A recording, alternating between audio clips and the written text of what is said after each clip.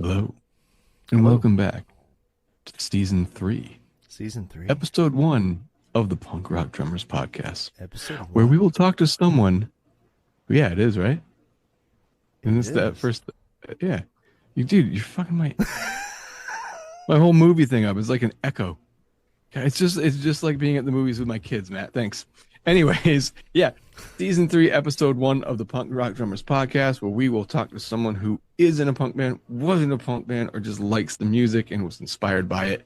Today's guest is Chris Dalley of the band Authority Zero. formerly of Levitical Skulls, Yeah, he's been around. He is Death by a very Stereo. highly sought after man, from what I hear.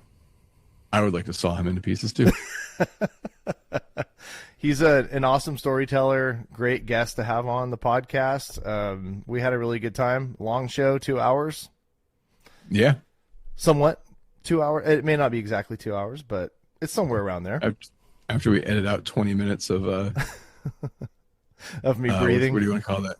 I think you should have left it. I don't know anyone that wouldn't want to just hear you go. There was a couple of the air chews in there that Oh gosh, I don't know those what are the you were worst. eating. Yeah, I kind of like. yeah. I kind of So like them, but it's been a little while. We had Christmas and New Year's since the last episode, and I hope Santa brought you some good stuff. chlamydia. Chlamydia. I mean, that is He good got you the stuff, same isn't thing. it? Yeah. No penicillin. I Maybe thought next we year. got it every year. I thought everyone got that every year. I don't know why you would bring that up. You need to fucking be a little bit more mature and professional, Matt. You I know? know. I try. But yeah, Ridiculous. But, yeah, I want to give a shout out to our boy Rhino, sleeve washers. Always keep some of these on hand. Always have a bag sitting around so I can throw them on, keep my drums in tune. I've noticed, I recorded some music over the weekend, and I noticed my snare drum lugs all stayed nice and tight. I usually have one or two that want to come loose. Never had to tune. Stayed nice and consistent throughout the whole thing. So I Nice love me to- some sleeve washers. I also love me some sleeve washers. Yeah. What's our website? Little, yellow, different. Oh, Nuprin. sleeve washers. I refuse to back anybody. I will not do any product placement. I think it's morally it's wrong. I'm trying to find their website. What is it? Drunkyshop.com. Sleevewashers.com? I think that's what it is. I don't know, man. Fucking, you're the tech guy. You should know It's this not stuff. on the package. I thought it was. That Rhino, I'm gonna have to get after him. It probably Oh, is Uncle somewhere. Rhino. Oh no, it's hendrixdrums.com. Go there. There you go. That's where you go. Oh, dude, this episode will probably come out a couple days before then, but it was funny that Shao, the first drummer of Bouncing Souls, came up in conversation, and we spent quite a bit of time talking about his drumming and that particular album, which happens to be turning 30 years old on the 26th, which is insane. And I will definitely agree with Chris that I think that Quick Check Girl might be like one of the best punk rock love songs written, more focused on telling the story than it is rhyming. Just the drumming in it is pretty crazy. I will correct myself though. While we were talking about Rat Scabies, I think I had a little bit of a confusion there where Shal had been playing for quite some time. He didn't just start when the band started. I think I said that, but I was wrong. Look at that. An adult admitting they made a mistake and correcting themselves. There's probably Wild thing too to many do, right? things for me to correct, so I'm not even going to try. Oh yeah, you're a fucking idiot. This is the one thing I got wrong. The one thing, but on that note of me belittling you in front of our audience of three, yeah. Oh, dude, stay tuned after the episode. Maybe you'll hear Yes. some new music by this killer band from Albany, New York called Spiritkiller, with a ripper of a drummer. Awesome. Yes. I don't think you're an idiot, Matt. Just so you know that. I know that, but you got to keep up the facade here, for our audience. Shut the fuck up. You know, a little bit of like infighting gets more clicks, right? So Yep.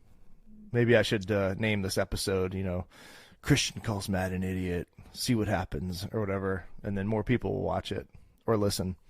Anyway, yes. I think maybe we should just use Chris's name. We'll probably get a better viewership. But Chris Dalley. Season 3, Episode 1. Mm-hmm. Welcome back to where you've always belonged. Goodbye. Right. Here we go. Bye-bye.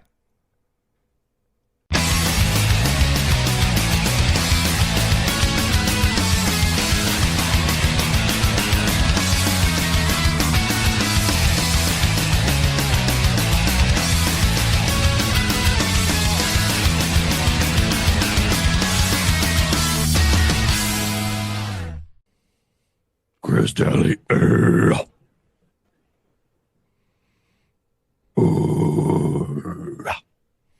Hey. Oh. you caught me disturbing into the microphone. Yeah, that was a really good disturb, actually. He's like, Chris Dalley. I can't do that like you can. Yeah, I used to. I think when I quit smoking, also my voice became normal. That's what you sounded like before.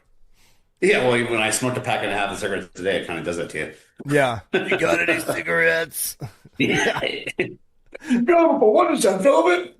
Man, I bet smoking and drumming is a tough thing. It's almost contradictory to itself. Do it in Quito, Ecuador, and you'll realize how much it's horrible. Oh, because of the altitude? Hardcore. Yeah. I mean, I could imagine. I mean, it was I'm glad my singer at the time talked me down from having a cigarette before we went on stage because I would have been fucked. Yeah, yeah. I've heard about that. I don't know if you told me about Ecuador, right? You said Ecuador? Yeah. And the elevation is insane. It's gnarly. Yeah. It's insane. I think you said something about that last time I saw you. That's nuts. Yeah. That's Well, welcome. Thanks for joining us. This is amazing. Thank you for having me. Appreciate it. This is Christian. I'm like pointing to my camera. Hi, Christian. How are you? Hey, what t-shirt? You? What t-shirt you got on there? Don't glory, baby. Yeah, you know who drew that shirt? You? Yes. Well, that was a band that I've been trying for years to get. That was a band I was trying for years to get back together. I talked to Gary on social media a lot, and I think I finally just bugged him enough where he actually started listening to me, and I'm glad that they did because it was a wonderful thing to see. I actually thought they were going to be the California Propaganda, but it never got. I think they kind of got screwed with the record deal. Dude, they were such a. I don't want to say. I mean, they're not a weird band, but like, dude, I'm from upstate New York, and somehow a copy of that made it here in 1999 when it came out, and I heard it and I loved it. It was just different. Had like a metal vibe to it, but yeah, it just kind of fell off. And then I did like an illustration of like the three dudes in the band, and Gary saw it, and we started chatting, and it just happened to kind of line up with the reunion. So it was a trip to be able to do that, you know. And they were fantastic. I mean, it's literally, yeah, it wasn't different than 1996, yeah, because time passes and you get older, but they sounded fucking amazing. I mean, what that guy has, his lyrical part things that he's singing about. That guy's a principal in a high school in New York somewhere. Yeah, it's weird. Yeah, Matt, sorry, I just created something for you to edit so early. But everything's great. Anyways, enough. You've been talking about them forever. Yeah, getting them on. I mean, that's crazy. That's every time we have a guest on, Christian and the guest always have something in common. It's the weirdest thing. Well, dude, am I wrong? I mainly asked because before we started filming, I took this off, so I was wearing that. That'd be amazing by just random chance that we were both wearing Donuts and Glory shirts. And I did the thing I always do when Gary, like, I do art for people, and they're like, "What do you want?" I'm like, "Just one of everything. Yeah. Don't pay me. Just give me all the merch." And I got one of those little enamel pins and stuff. So I was psyched. Yeah. Oh yeah. But this isn't about Gary. And this isn't about donuts and glory. This is about you, sir. Thank you. You know, I mean, it could be about other things too. So I mean, I love my music and I love everything about it. So So, tell us how you first heard about donuts and glory. I'm just kidding. No, I'm just... Showcase Theater, they were the first band.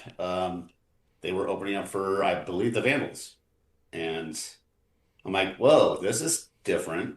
I mean, there's the cool thing about the Showcase Theater, RIP, as I saw so many bands that they were the first band on the bill, and that was actually one of the rare places that where the first band on the bill was actually really good. Hmm. You know, I saw Diesel Boy for the first time opening up for Strung Out. They were first on the bill. No Motive first on the bill opening up for Temple Pull and Good Riddance. Just like all those bands. I mean, like all that. That was the cool thing about Showcase Theater. You saw 4 or 5 bands. They were all killer bands. Yeah, that's a rarity. So I played the last show over there, which is crazy. That's awesome. Yeah, man. So I've gotten to know you last couple of years. I've seen you several times. We've played together. We played shows together. We played in Belgium together. That was awesome. Canada. Yeah. Well, I met you in Canada 2 years ago, and then we played Brack Rock back in, what was that? Yes. August? Yeah. In Belgium? Yep. That was cool. That was my that was my first time to Europe. I know you've been there a million times, so I was taking it all in and excited, and it's just to you it's just like it's just another. No, I look forward to it. I mean, yeah, get me out of here before our country burns down. Yeah. Yeah, so it's been really cool seeing you, and just being able to be so close to you and watch you play, and I love your technique. It's interesting, and it's something that just always amazes me about you is your stamina.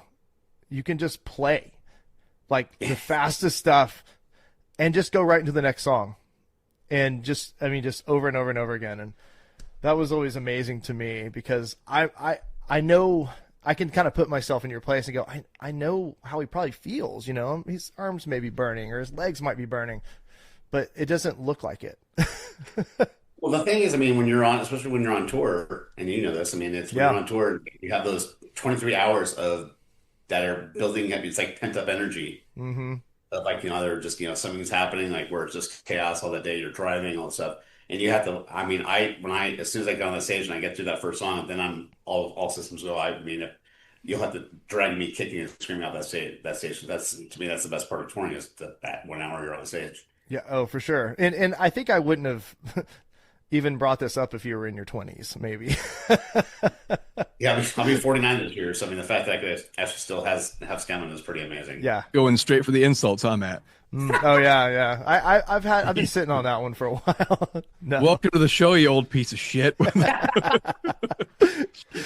No, I'm a few years younger than you, and I'm like, golly, I just don't have, like Fire Sale, we don't tour like you guys tour. So it's like we have to practice and condition ourselves at home, and I have to have that kind of that I have to practice and do everything else and get myself ready for just like 1 or 2 shows, and you're just out there just going crazy.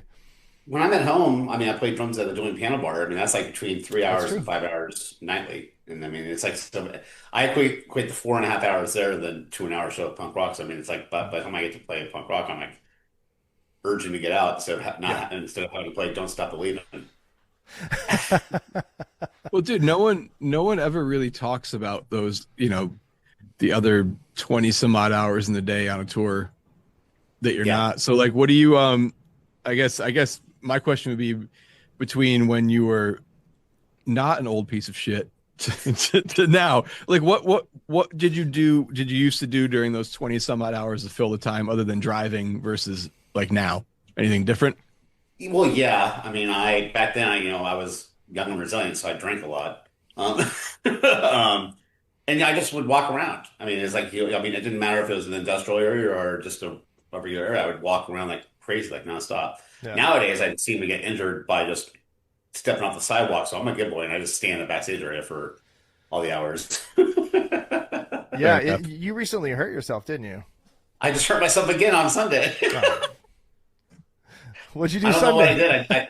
I think it's called an exterior strain of my foot, my Uh-huh. right foot. Okay. So yeah, it's fine. It's getting better, but it still just sucks. Okay. Is that like what part of the foot is that? It's like the top right side. Top. Okay. It's like Okay. it's like near your toes, which And you you know I love don't feet, right? wear. No, I hate feet. I don't wear flip. You'll never guess me did. I have a pair of flip flops, but and that's for the showers in Europe.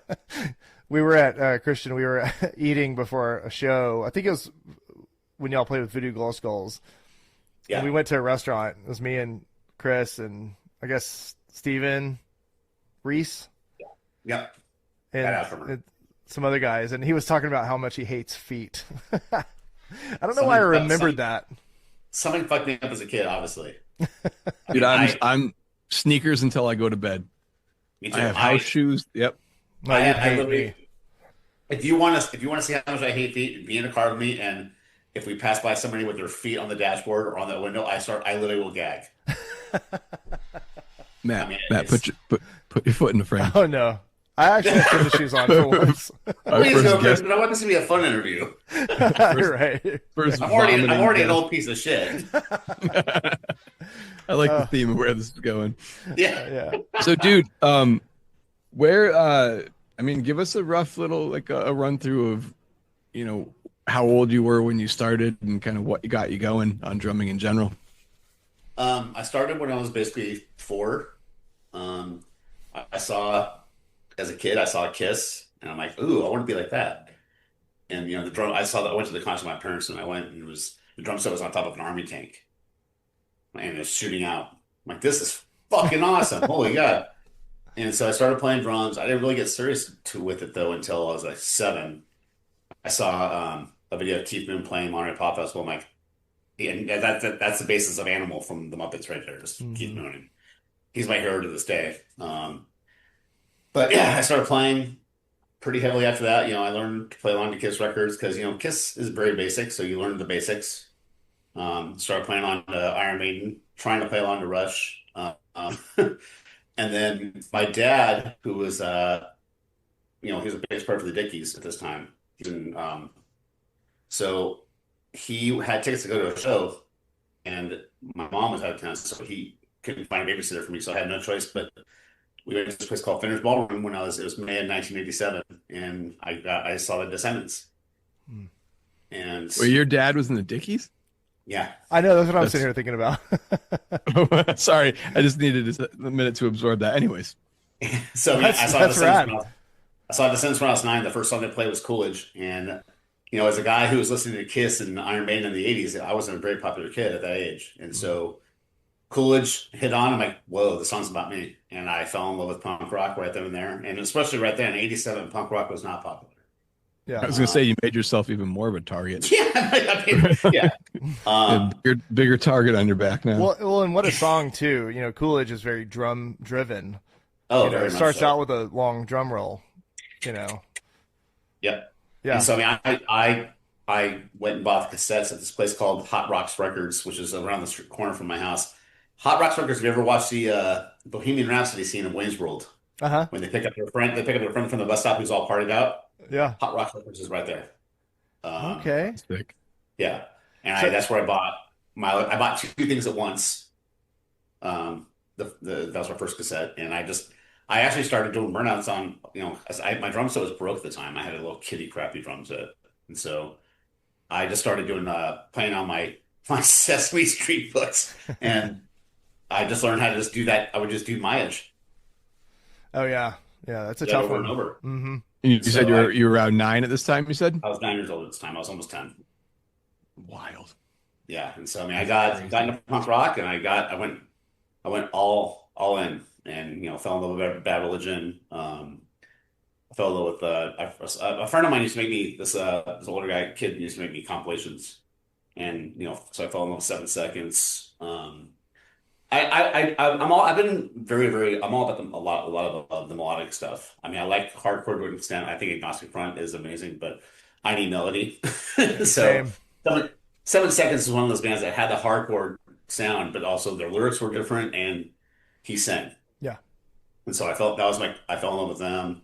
Super Grade, all that stuff. And then when, 90s came in, it was NoFX and Pennywise and, yeah, and then all of a sudden the Fat Sound came out. I mean, that was like, that changed my life hearing Derek Lord for the first time. Was going, whoa. Derek Lord and RKO, those are the two bands going, wow, they mismatched metal and punk rock together and made it.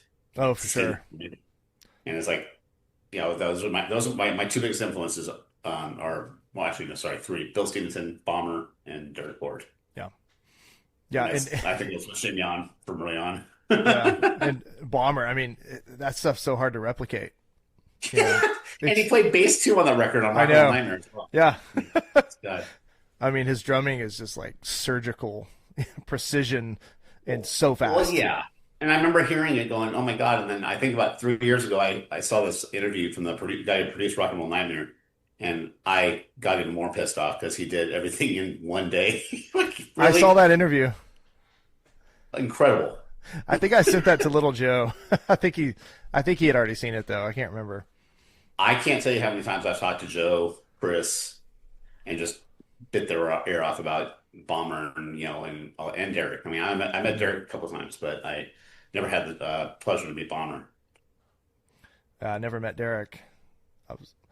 He was actually a little different. He had been fired from Lagwagon at that point, but his band he was in the Ataris when I saw him. It was the Ataris opening up for Lagwagon and Noise for a Name at the Barn. So maybe what, 97, 96? It was a late 97 Double Platinum tour. Yeah. And I went over to him and I said, "Hey, I'm a huge fan of you. I just want to know. I can't figure out to this day because I would play all his songs until I learned at least most of it." And I said, the one song I can't learn is Stop Whining because he's doing 6/8 kick patterns on the fast punk beat. I'm like, how do you do that? I mean, to me, it's like this. And I can't figure it out to this day. It's like, I can't tell you. Why? Because I have very few secrets left, and that's one of them. I respect that. But, I mean, those guys were hugely influential. And then Jordan Burns, of course, later on, because he took punk rock stuff and made it add progressive stuff to it as well. So those are all my huge influences right there.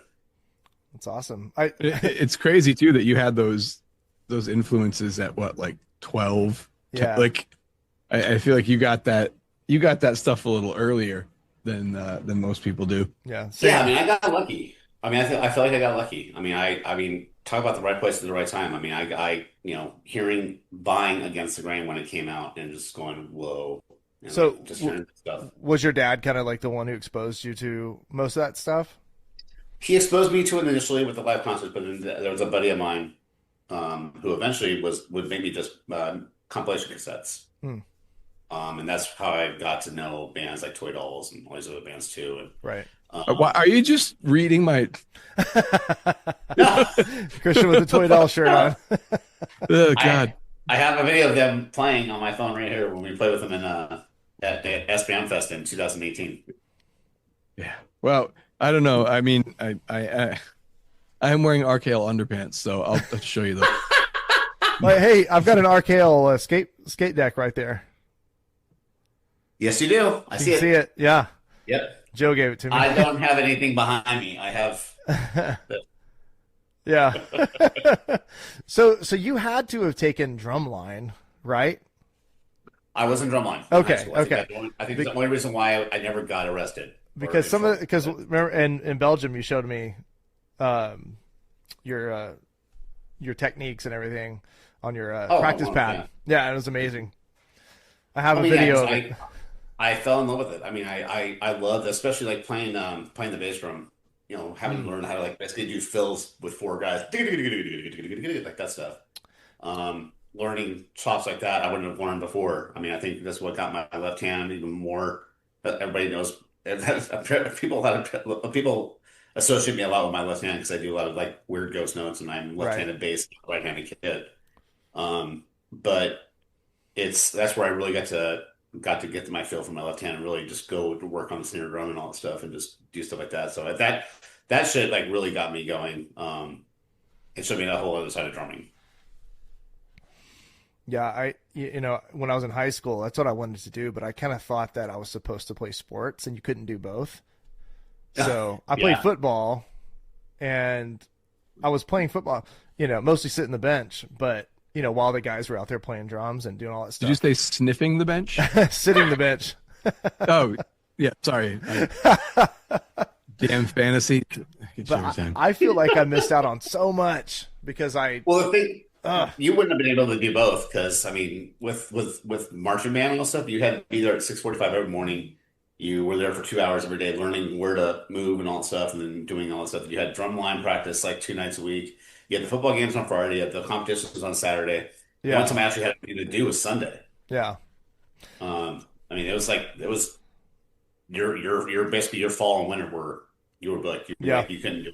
Yeah. I really regret not being in drum. I feel like I would have learned a lot more, if I had done that. I don't really. I'm thinking back. What did I learn playing football? That I wasn't that great at it. That I'm not mean enough. I'm too nice. I think I learned about football by AFI. I want to be a high school football hero. Dude, my first show was Rancid AFI and Casualties in upstate New York when I think that album had just it was right before Let's Go came out. Wow. And yeah, I mean essentially AFI just played that whole album. They were still dressing like greasers back in the day with like the brace and stuff like that. That was and Davey was well still is, but back then was a fucking ball of energy. That was I saw them on the tour. They were sporting Art of Drowning and Rancid was sporting Rancid 2000, and Distillers opened up, played it, and I remember AFI going on, and I love Rancid, especially I love that last record, that Rancid 2000 record. Honestly, Rancid didn't have a prayer. AFI it was like a cult at that point. Art of Drowning, that band was being worshipped, and like I try to tell people about it. They never saw. I'm like, if you weren't there, I can't help you. I mean, there's videos. The videos don't do any of it justice at all. It's like that band was on fire. That's a band I like. I'm like, what are they gonna do now? Like, I got so excited when I knew AFI album. I'm like, what are they gonna now? What are they gonna do? Right. Yeah, they definitely evolved. I mean that's like the I don't know what the I guess conundrum of making music in general, right? Like I'm not going to name names, but there's certain bands that I can think of that just like it's just the same album after time and time and time and time, same lyrical content, which isn't the worst thing because I'm sure we could all think of a handful of bands if they changed, like the Ramones, if they were just like, hey, we're gonna do like a fucking metal album, you'd be like, absolutely not. But you get bands like that evolve, and like eventually AFI evolved to a point where I no longer cared for their music, but was definitely like wish them the best on the journey. You know what I'm saying? Like I felt the same way. I mean, I think December Underground was the last record I can say I liked. Yeah, Green Day did that to me. I think Green Day lost me after Warning. Oh, really? Yeah. I didn't care for American Idiot. I respected it, but there was a song they Nimrod. did. I think it's Jesus Suburbia, where they basically took the entire Motley Crue song on with the show and just did different Yeah. I'm like, no. Yeah. But I mean, like, there's bands that have evolved that I love it. Like, I mean, Flatliners is a great example. Like they went from being ska to this crazy punk band to now the greatest rock band. It's like that's a band like I expect now to evolve. Where bands like I know like okay, I know Pennywise is going to be a Pennywise record. Yeah. There's some bands that can do it and get away with it and keep on doing that. Great. Yeah, and I don't know if this is a factor, but maybe bands that add new members, they will sound a little different. I don't know if all of those bands have changed that drastically, if added new members or not. I don't have anything in front of me, but Pennywise, it's all the same guys. Since '95, yeah. Yeah. So I mean that's a crazy thing. Flatliners have evolved like crazy. It's the same four guys since high school. Yeah, that's blows me away. That's nuts. It's to have four guys to be on the same page, yeah, especially stylistically moving forward and evolving. That's very, very, very rare against that fucking Canadian water up there. Well, dude, I mean that's the big part of it, right? Is like bands are, you could meet great musicians, but until you find 3 or 4 other people that just want to do it, yeah, like that's the goal. That sometimes it doesn't matter how good the band is; it's just people lose interest and it's done. It's a shame. it really is a shame. It's like they all of a sudden there was like a really long phase they went through, and all of a sudden like I mean I can't. It's like I need to keep going like a shark. I'll stop breathing. I'll die. I know. I feel the same. Yeah. I don't know what it is. What is that? Well, I mean, I think all of us could agree. It's like, I mean, I think we have the best seat in the house. We get to see our band, and we get to see everything around us. And when you see the reaction from the crowd, the energy you're giving, and the energy they give back to you, It's nothing like it. I can't describe it to anybody. It's like you cannot describe what that feeling is, especially when it's, I mean, when it's like a few people, it's awesome. When it's in front of a few hundred people, awesome. When it's 3,000, like, wow. Yeah. And you're feeling that. I mean, when they're singing songs, like, I don't know what the fucking words are to my damn songs. My singer sings too damn fast. Yeah, I don't But they either. know 'em. That's why I don't sing backgrounds. I'm like, I don't know what you say. Yeah, I mean, I always have this conversation with people about drums. It's like I'm comfortable being back there. I'm not an introvert by any means, but I think when I'm on Mhm. stage, I would rather be back there holding things together, and Absolutely. because I don't always have the right things to say to a crowd. Yeah, I'm just not a hype man. So sitting back there, I just feel comfortable. No one's really looking at me. There's never any good photos of us. Never. Well, the cool thing is, it's also kind of a challenging too for drummers is that Mm, if you mess up, people notice. yeah. Guitar players and bass players could have that uncanny thing to like make a mistake but make it sound like it should be there. We can do that for the most part, but when you're caught off guard, oh man, it can be a train wreck. My favorite thing is when Sure. the other people fuck up and then look at you and you're like, don't no no no no no no. I know what you're doing, you dirty bastard. Yeah. Like, you can't blame Oh, this shit on me.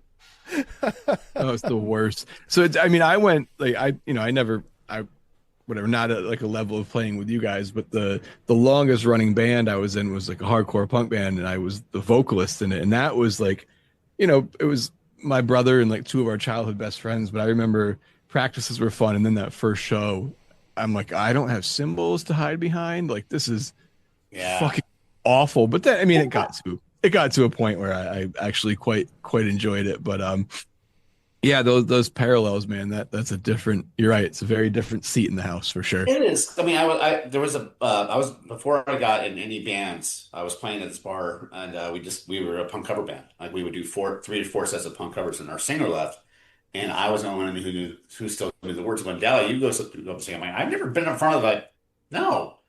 And so I did the first show, and I just stood there like a fucking tree because I was fucking nervous. And then the next time I did it, I did like a couple shots. I did a couple of Jaeger bombs, and boy, I was flying. I'm like, oh, there's my secret. That's Yeah, I usually mean, how it goes. there's certainly an art to being a front man, but I just Yeah. I don't have it. I don't have it. So I'm Yeah. comfortable, back there playing drums and Well, luckily I had it. Because luckily it wasn't my songs. It was yeah. songs that were I was singing, songs that I was, singing swinging other songs and fucking, Mouse and Soul songs. So I was like, I knew that was easy. Yeah. So Yeah. So after high so you were in or were you in a band in high school or was it kind of after you graduated you started? I was in a band. We were called Sixpenny. We were a punk band that did. We mixed up our own songs with covers. We would do stuff. We would do Rancid. We would do We did Dying and Now from Pennywise. Mhm. Um, Funny story about that band is that we went until I was about 19, and we were my singer and I were at the time were bored. I'm like, hey, I wonder if any guys in Pennywise are like in 411. Mm. And so I, being the drummer fan, I like, yeah, Hermosa Beach, Byron McMacken. And like, okay, here it is. I'm like, no fucking way. And I'm like, should I call? Should I call? And I'm like, so I called and he picked up. He goes, oh, I'm like, is this Byron? He goes, yeah. I'm like, from Pennywise? He goes, yeah. I'm like, I love you. And we talked for like an hour. He talked to us for an hour, just answering Wow. questions. And he was just the coolest. And then funny enough, I think that's right when Starts with Seven was kind of new and in its infancy in 96. He called me back and he goes, hey, do you want to come to our practice more? We're rehearsing for our Warped Tour from 96. I went, yeah, bring your band. I said, okay. So we went up there, drove up to Hermosa Beach, and Sat there and watched him practice. And then the coolest thing I saw was Fletcher left, and then Jim put on Fletcher's guitar. And this is a year before Full Circle, but he played him playing guitar and singing. Randy and Byron doing Mhm. Broken and You'll Never Make It. And like we just heard new Pennywise songs. And we Wow. went up there. He goes, "Hey, come up here and play one of our songs." He said, "You know all of our songs." I went, "Oh shit." We went up there and we went up there and did "City Is Burning," and then Jim sang. So I'm like, "You can just kill me now." I'm in Pennywise's studio hanging out with these guys, and we just talked for like 3 hours afterwards. And Byron and I became friends. And he still, anytime we hang out, he still calls me out in front of everybody. "This fucker stalked me." I went, "Dude." This day, every I time that we see him. I just saw him in Canada. Firestone played right before Pennywise. Nice. It was nuts, and I that was my first time seeing them like from behind, the drums, and Yeah. it was really cool seeing him play. And he's That so guy's got tiny. energy. Yeah, he's Yes. so tiny and just full of energy and just like he's very close to the drums. Like he doesn't wind up and Very. hit. He's just like just very, very, very close. Yeah. And his kit's very tight and very compressed but Yeah. he's so efficient at doing all those he has this very unique fill, like these fills that he does, where they Oh usually yeah. they end on they end on a snare and crash it like or something like that, Yeah. like it's almost like they don't finish all the way and then crash. It's like almost like it stops and does like a little stuttery thing. He's got his own style, which I love. I've heard you do some of that stuff. I mean, some of your fills kind of remind me of that too. Of Oh course, yeah. big influence of yours. Huge. It's gonna happen. Huge. Yeah, I mean, that guy was a huge influence, and still to this day, I mean, he's still a mentor to me. I Yeah. love to talk to him and just talk shop, and it's a lot of fun. I Always. didn't get a chance to talk to him. We stayed in the same hotel, and he walks up to me. We're sitting outside the hotel, and I have my punk rock drummers shirt on, and he goes, "Hey, Oh yeah. that's a cool shirt." And I was like, "Oh, thanks, man." And then he went in the hotel, and then Jim walks up. "That's a cool shirt." "Oh, thanks." And that was it. And then I saw him at the airport on the way home, but he was, he was like, probably late for his flight or something. So I didn't bother him. But we'll have to get him on and pick his brain one of these days. He's fantastic. He's always a good time to talk. Always, absolutely. Good. Yeah, I'm looking forward to hearing about him. Yeah. I was always fascinated by him. He was one of the first, like, because I lived in a little town for a while and I wasn't exposed to anything. My cousin Tanner, when he came to visit, he would bring Pennywise or whoever, and this was like 94 ish, and that's when I got exposed to Pennywise. So Well, I was a little late to the game. he took the Architects like of Bad Religion and all those bands from the late '80s and Descendants and just revved it up Yeah, by 40 BPMs and became Iron. I mean, that's what he does. yeah. He's fantastic to this day. It blew my mind when I first heard it. I was like, how do you do those little, just those little intricate little snare fills while you're Oh playing yeah, that fast? Ugh, nuts. I agree. What you got, Christian? I see something brewing in your head there. No, dude, no, nothing. I got yeah, it's brewing, but it's completely off topic of what you guys are talking about. So I'm Oh, trying to we need to let that. you. I I know I'm kind of dwelling here, but I grew up kind of in, well, a little sort of similar in the middle of nowhere. And then we had a record shop. So I'm in a little town outside of Albany, New York, the capital of New Okay. York. So we used to bus to Albany and go record shop in this place called Music Shack. Rest in peace. It was fucking, oh dude. I remember walking in that place for the first time, and they had right when you walk in the door, there's like a big t-shirt rounder. And I saw a long sleeve sticking out of like the Gorilla Biscuits with like the banana peel Oh down yeah. and I'd never seen something like that in person before. And like that was like our home. But the cool thing about that is I guess I just didn't know well enough. I mean, I was probably 13 at this time, but like you like the Dickies and then the UK subs, and then you'd find like Crudos, but then there was Rancid and Penny, like everything was just kind of mushed together. Which I kind of like, I'm glad that happened that way, because you didn't get to have any bias of like, Oh oh, this is yeah. fucking this is fat and this is whatever. It was just all kind of like mushed together. So there wasn't like as much like I don't know what you want to call it, like tastemaker, like this is what's cool and this isn't. But I do like a lot of that older school stuff, like the Dickies as well. So I guess my question is was your dad like, what is this fucking new punk bullshit? No, Or he actually was he into it? he loved it. My dad would steal my. I remember my dad stealing my Unknown Road CD because he loved it so much. He loved the bass playing because Randy played bass line. He loved that stuff. Um, he was a huge. I mean, he never looked at it that way, and that's I think what he kind of instilled in me. Because I mean, you have to understand, like, but when punk rock broke, in the summer of '94, I was about to be a senior. So all of a sudden, people that made fun of me for all these years for being a punk rock guy, all of a sudden, I come back my senior, and they're like all kissing my They're ass. at your shows. Yeah, and it's like, but the thing was like they were trying to be cool. They said, "Oh, Green Day is a bunch of sellouts." I'm like, no, Green Day didn't sell out. They just got big. If you go back and listen to Kerplunk and the other albums before that, it still sounds like Green Day. Right. Sugar Ray is a sellout. That's a good example. You're making music to appease people. No, it's Right. Green Day was like that. Oh, Green Day was a bunch of sellouts. What? No, they're not. It's like, oh, they're trendy. Okay, I want to be trendy.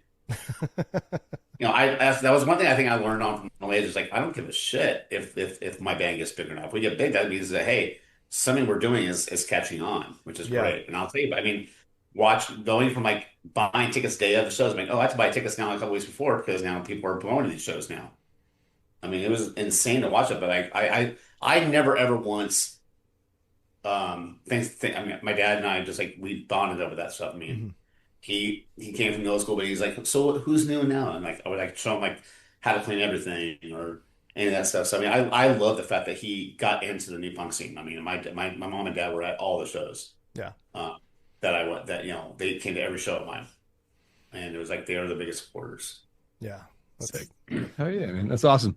Yeah, it's so important to have your parent. My parents always supported me. It may have been kind of reluctant at first because who are these guys coming over with blue hair and mohawks and and I never did any of that. But I did. That's why I'm bald. I bleach my hair. I I'm bleach my hair bald 3 hours a day. 3 hours a day, once a week.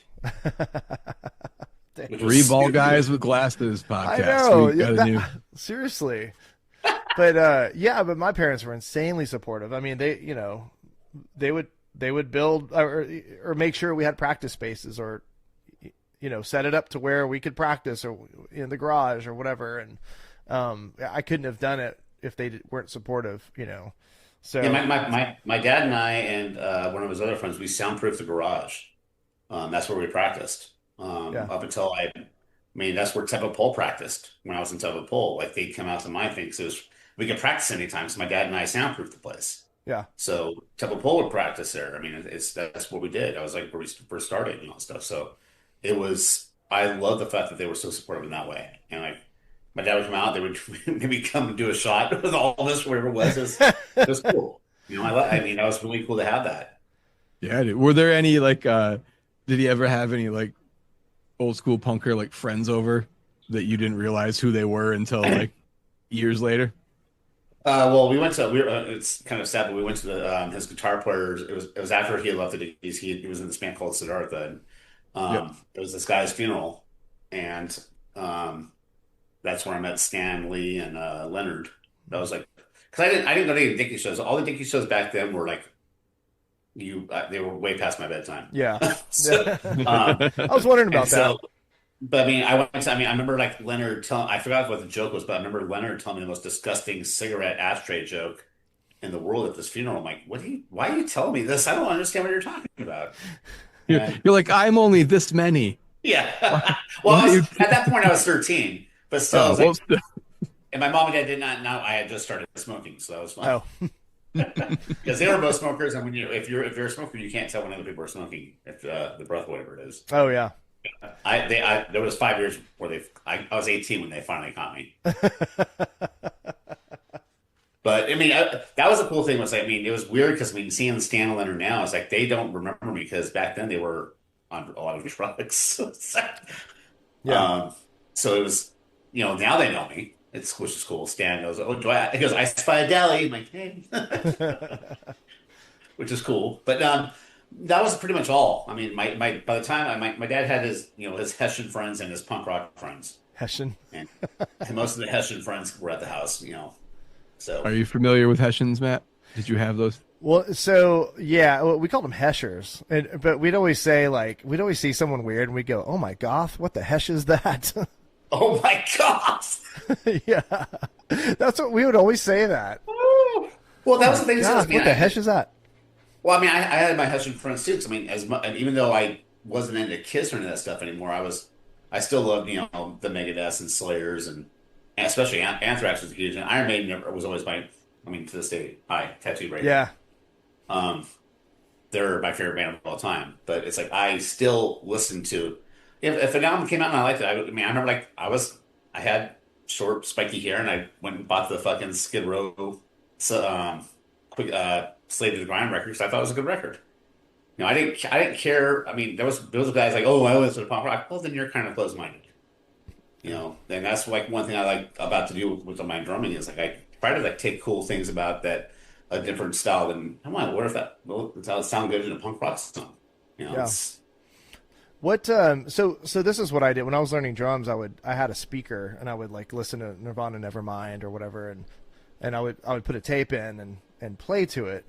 Did you do something similar or was there a certain band that you were kind of listening to and kind of mimicking when you were first kind of getting into punk rock? The first band, well, you had to do these. I mean, I couldn't do Descendant stuff right away. Yeah. I had I remember distinctly having the cassette of No Control, and that was, that's one thing I don't think Pete Feinstein gets enough credit for is that it was a basic, but did it fit perfectly like a freaking puzzle piece? Oh, yeah, well, if you compare it to now, it seems basic, but those three records, that trilogy of Suffer, No Control, and Against the Grain. If you want to learn how to play punk rock, those are the three best albums to do. Yeah. If you can have the most basic stuff, it works. Even I would say on Chris's Point, the first three Ransom records. That's actually very unique, especially at Now Come the Wolves. You go listen to that record and hear all the different kind of influences that Brett had. Yeah. Dude. I wish that guy didn't just. It seemed like he kind of just disappeared. I'd love to have him on. I mean that those first couple records. There was I still have it actually. That was one of the first pieces of vinyl I ever bought. Was their first 7-inch that it just had a black and white cover with a hand with a Molotov on it. And to this day, nothing. No offense to the guys in the band, but I think that's the best fucking thing they've ever recorded. Brett was very, very. I mean, the thing was, I guess he hadn't been playing drums that long when he joined the band. So I mean, the fact that he progressed the way he did is very, very, very telltale of how good this guy was as a musician. I mean, I learned that swing, that back and forth, through the chorus of switching back to the hats, then to the ride, then to the rat, back and forth from Brett Reed playing those things. But yeah, dude, I think you're right. I mean, I remember hearing, I don't know if it's true or not, but lore about Rat Scabies didn't learn how to play on a drum set. He learned how to play on pillows. So but then once he got into a kit, he was just smashing the shit out of it. So I do think that sometimes the lack of technical knowledge can lead towards someone kind of inventing a new style or a new way. I mean, I'm sure everyone's sick of it at this point, but I think Shao from the first drummer of Bouncing Souls, that dude had the most unique swing, just a weird style. Rarely was anything repeated. Yeah. Well, and that's, I mean, I don't think he had been playing that long. I do think, there's just something to be said for almost a lack of ability, creativity. Speaking of about to turn 30, I mean, if you want to learn how to play drums, punk rock, well, go play along to Maniacal Laughter. Dude, that's Quick Trick Girl might be, in my mind, one of the best punk songs ever written. That is how you tell a story through music. That guy, it's not about rhyme schemes, it's about you telling a story about this girl that you're in love with. Right. And it's that's a perfect punk song. It's funny, man, because this might actually be released at that turns 30 on the 26th of this month. So maybe this will be out by then. So I actually just played along to Quick Check Girl today. and that dude, just the intro of the ding, tss, tss, but then the rest, and then just dude.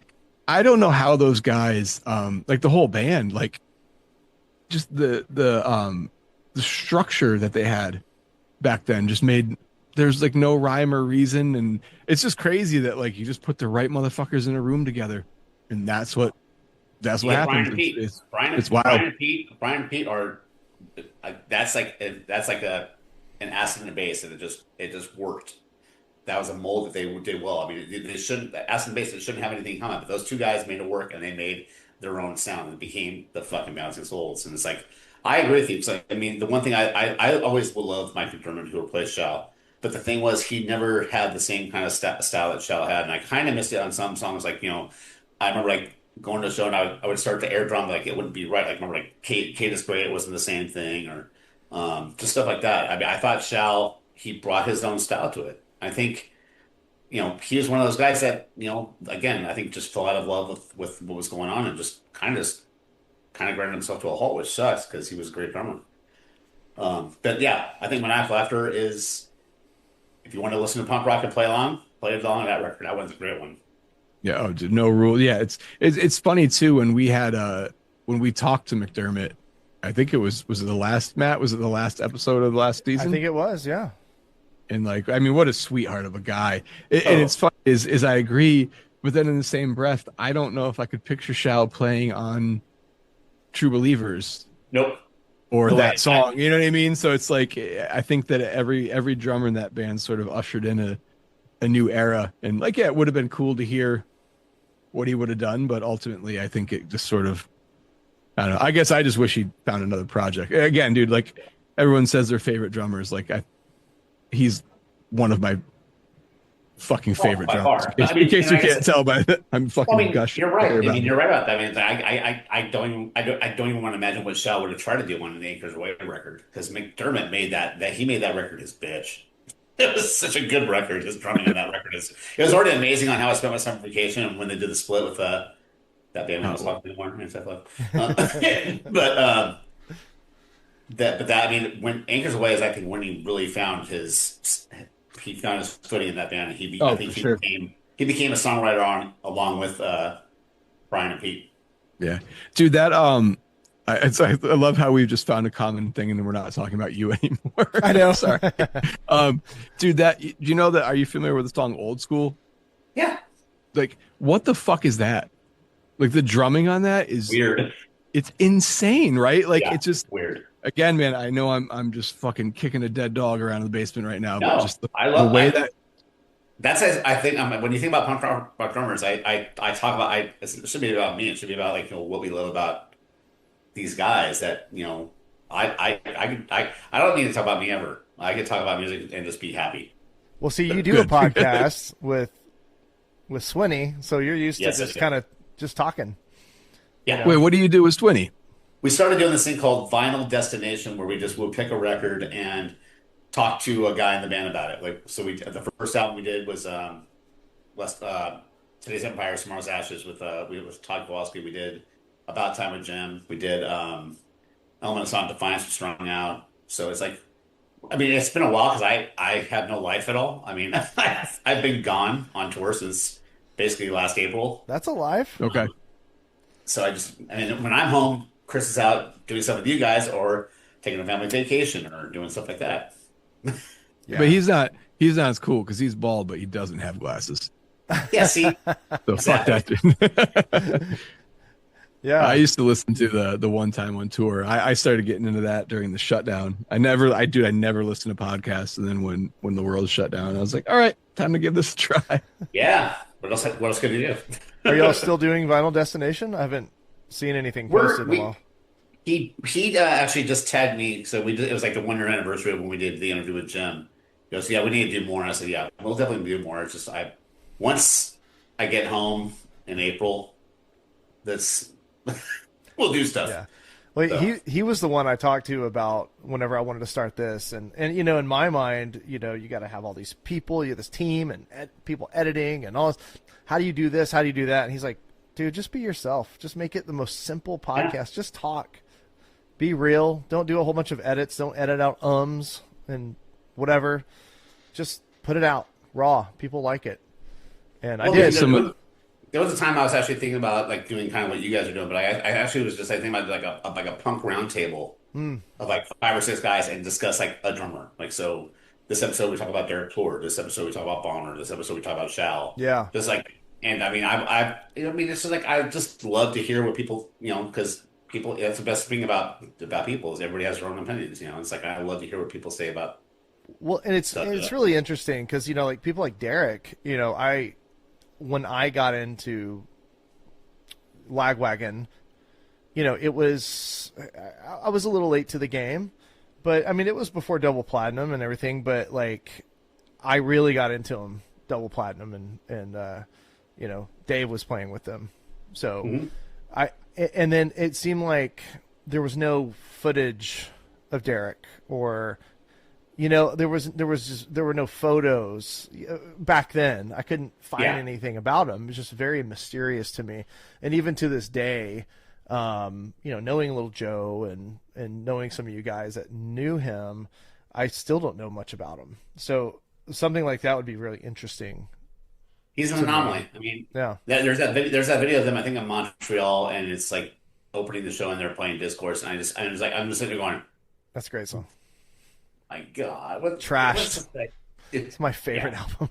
My favorite Lagwagon album. Amazing to this day. Isn't there a Foo Fighter on that cover? On Trash? No, that was Making Friends from Names for Name. So that's what's Chris. No. I think on Trashed. Is that the one where they're dressed up like the soccer team? Uh-huh. Yes. I think on the back. I get how my blank Shifley is like one of those. He's like the extra man for the goalie or something on the back of that record. Oh, okay. I don't know why I fucking know this. Well, do you want maybe? I think I know why because I don't know. I actually found this out a few years ago. That Shiflett. No, it wasn't Chris Shiflett. It was Scott Shiflett. Scott, right? Played the solo. Scott did the solo for Circle the Neighbors, which is like, oh, holy shit! Dude, that guy is an enigma. Rumor has it that little extra wah-wah thing was an accident and they just kept it. Not shocked at all. So the drum sound those on Trash, brothers. The drum sound on Trash, it always felt so natural, like not, did you see that post? I don't know if you saw the post today on the drummers group. Someone talked about how drums seem over processed these days. And then Casey Lewis chimed in with his thought. Did you see that? That was amazing. Yeah, and so I'm thinking about that because I'm thinking about Trash and how natural the drum sounded. Like you can hear that there was not a lot of like compression or anything because like you can hear the dynamics in his hits. They're different, and I don't even know if he meant to do that, but you can hear there are different loudnesses of the snare sometimes, and he does. I think the song Discord or what's it called, Discord. Yeah. He kind of goes low, and then you can hear in some of those where he like going south. I think he does that. You can hear the inconsistencies of it, but it sounds so nice and natural and real to me. And I think that's what drew me so much to that album too, because it wasn't big fat drums.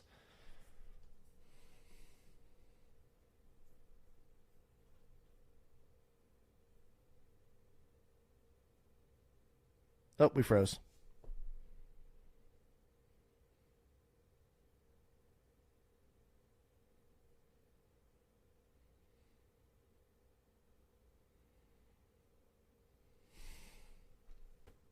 Hey, he's back. Sorry. It froze up. Buddy?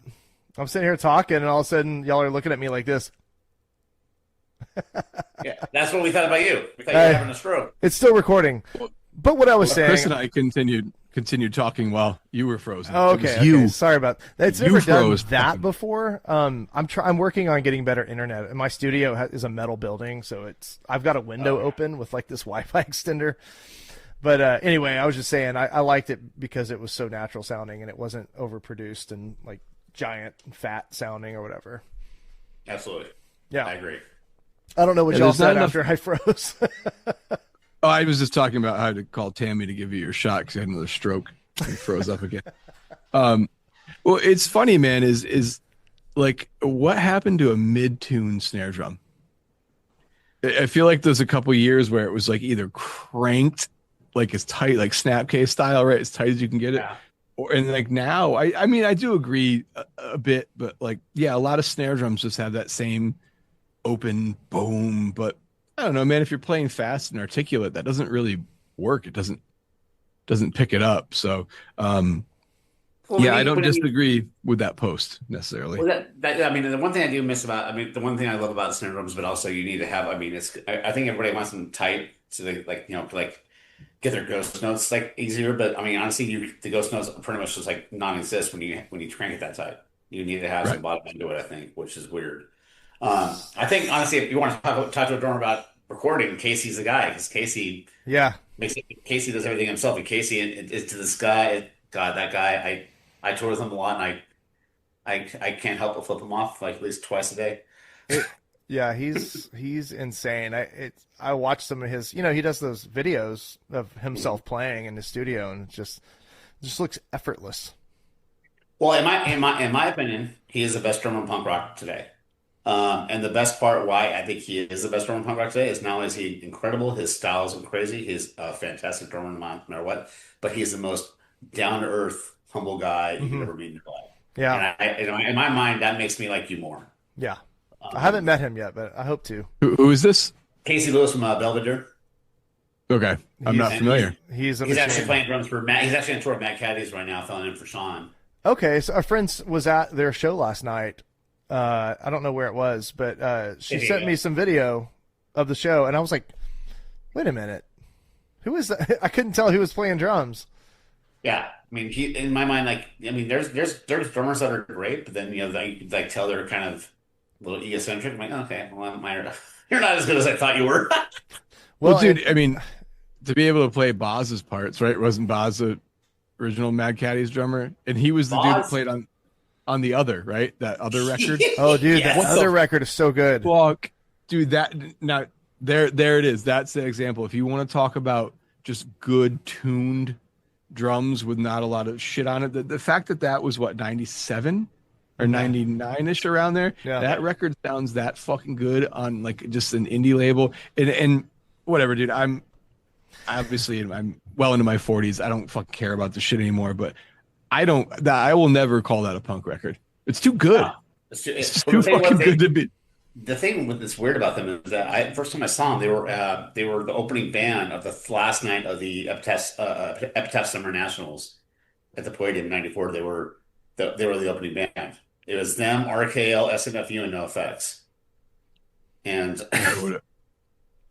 Would have killed to that's see us and, be and live. honestly, no offense to NoFX, no offense to NoFX. I never.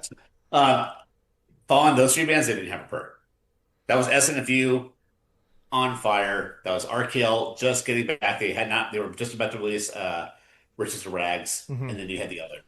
yeah. So it's like that was a show I'll never forget. I was looking at Six their Pig bucks. was like the best front man. Once and for all is, oh my gosh, Yeah, that song, those drums, like you were talking yeah. about how they're just perfectly tuned, and they sound like little Tom. Maybe he has like, like a 5 P or Oh, 5. there's a tenor in there somewhere. There's a 10 inch in there for sure. Yeah, yeah, No, for sure. we talked when Authorities Zero and Matt Caddies toured together in '24. Boz was the percussion guy. He was playing percussion while Sean was playing drums, and I just chewed Boz's ear every night. I wanted to just talk to him, and like we just became buddies. Like, we were showing like warm up ideas that we do, and like that guy is another guy that needs to be praised. Yeah, for sure. Yeah, that's someone I don't know a lot about. Another mystery guy. Yeah, It's that Santa Barbara thing. yeah, for sure. Yeah, Well, I exactly. think too, like a lot of it, like I mean, I don't know. There's no way to say this that's not going to come out the wrong way, so I'll just say it. But like, Yeah. I do think a lot of the people were kind of just turned off by that, like the Mad Caddy style. I don't think that like was everyone's cup of tea, right? So I don't think Boz quite got the praise he deserved. Yeah, I agree. I mean, they're a great band. Don't get me wrong. I think Yeah. that like the average person's gonna go, oh, okay, you know. Yeah, I mean, but everyone has that band. Again, nothing against the band or the guys in the band. It just I think there was that pushback, right? Like ska and punk kind of started getting up, and then like everything, once it gets up, people got to try to fucking kick it back down a little bit. And I think that saw a pretty severe backlash, Yeah, which is unfortunate because that guy, again, he's a fucking monster, and I think you're right. He needs to get a little bit more praise as a drummer. well, yeah. By the time that he joined Caddies, I mean, there was the ska punk thing was like all but dead. It was like 2001, and so I mean, it was like that's when you started seeing like bands like the emo screamo stuff, the Get Up Kids kind of stuff was like starting to take over at that point. Mm-hmm. And like some of the hardcore bands, like at the time they were hardcore, like Res Against and all that stuff. So then you had bands like the Pie Tasters that would shit talk ska punk. There's that whole like rivalry. It was, dude, so fucking funny. But the Ghost Balls would do the same thing too, which I loved. I wanted to ask you about. You just posted that you celebrated 11 years with Authority Zero. Is that right? Yeah. Today, 11 years ago was my first show. Today, okay, yeah, I saw your post. I wanted to ask you about that. Could you tell us a little bit about that? I mean, how you kind of hooked up with those guys and yeah, we So when I was in Voodoo Glow Schools for 3 years, great fucking time. Being in a band with those three guys, the brothers, are an education. Like I'm watching a band, that's their baby. Yeah, protect your baby. Right. And we did 2 tours with Authorities Zero, and I got to be came really close to the guys. Brandon was a guitar player, but Mike was not in the band. Mike was actually the merch guy for Authority Zero, who's now our bass player. Oh, okay. And so when they got Sean in the band, and I started kind of like laughing at it. It's like, you guys got Sean in the band, but Governor's just reunited. So I don't know how that's going to work. And sure enough, I mean, there was a couple of times where couldn't do tours, and they called me, and I said, "Oh, I'm busy." Either had stuff with my band Implants, or at the time I was in Pulley too, so I just couldn't. Schedules didn't work out. And then Jason called, and Jason sent me a text. Goes, "Hey," I'm like, "Hi." He goes, "Hey, so we have this tour coming up, and I've asked you a couple of times, and this is my last time. If you can't do it, I'm just going to give up." I said, "Okay, well, what?" He's like, "So it's a 6-week tour with Less Than Jake and Real Big Fish across America." I said, "That sounds awful." Yeah. How fun. Honestly, I didn't realize how big both those bands were. Yeah. And I said, "Yeah, I'm actually available." And so we did that. We did that thing. I rehearsed with them a couple of times, and it was supposed to be just for that tour. That tour was amazing. It was like, I think the worst show was New Orleans. It was 900 people. It was mainly between 1,500 to 2,500 a night. Wow. How many Hawaiian shirts and pompadours were in the fucking crowd of those? Well, I'll tell you, man, bowling shirts and shit. All the Less Than Jake guys. I mean, all the Real Big Fish guys. They were really cool. They were just a little bit more on their own. Mm-hmm. They just kept to themselves. Less Than Jake, though, were a blast. I love those guys. Me and Chris bonded. We're huge Kiss fans, so we were talking about Kiss the whole time. And just being stupid. And that tour was amazing. And then, hey, can you do this tour? I'm like, "Where's Sean?" And so I did a European tour, did an American tour, did another American tour. And I'm like, "Am I in the band? What's the deal here?" Yeah. And we don't, because, Brandon had left, and that's when him and Sean were going to start Vulture Wake. Because those were songs that Brendan had submitted to Authority Zero, but they didn't fit the way Authority Zero. And so I got asked to be in the band, and so here I am. 11 years later, it's been a fantastic ride. I love the guys to death. We just started writing a new record last week, and we're doing good. Yeah. So they tricked you. They tricked you into being in the band. They did. Yeah. Well, the thing was, it's like both bands I was in at the time, Implants and Pulley, they're part-time bands. Mm-hmm. Right. Now, at the time, Pulley was made of who? At the time, Pulley was me, Scott, Mike, Tyler, and Jim Blowers, who was also in Implants with me. Okay. And so when... Oh, I'm sorry. 10-foot pole turned into... Yeah. I'm sorry. I had the other way around. I joined Temple Pole in 2003. Okay. And it was just, it was just Dennis and some guys from around here. from California, from SoCal. And the thing was, when I joined Temple Pole, I mean, I joined at the absolute worst time. We weren't touring, we weren't doing anything because Dennis, the singer and guitar player, who is Temple Pole, he's a sound guy, and he had just gotten the job for Prince. Oh. And if you work for Prince, you're on call 24/7. Mm-hmm. Like Prince's assistant would call him at 3 a.m. Hey, Prince is having a party. Come over here and do sound. So we couldn't tour. So I think we did 50 shows in 8 years. Wow. And then I joined up by Stereo in late 2005, and was in that band until 2009.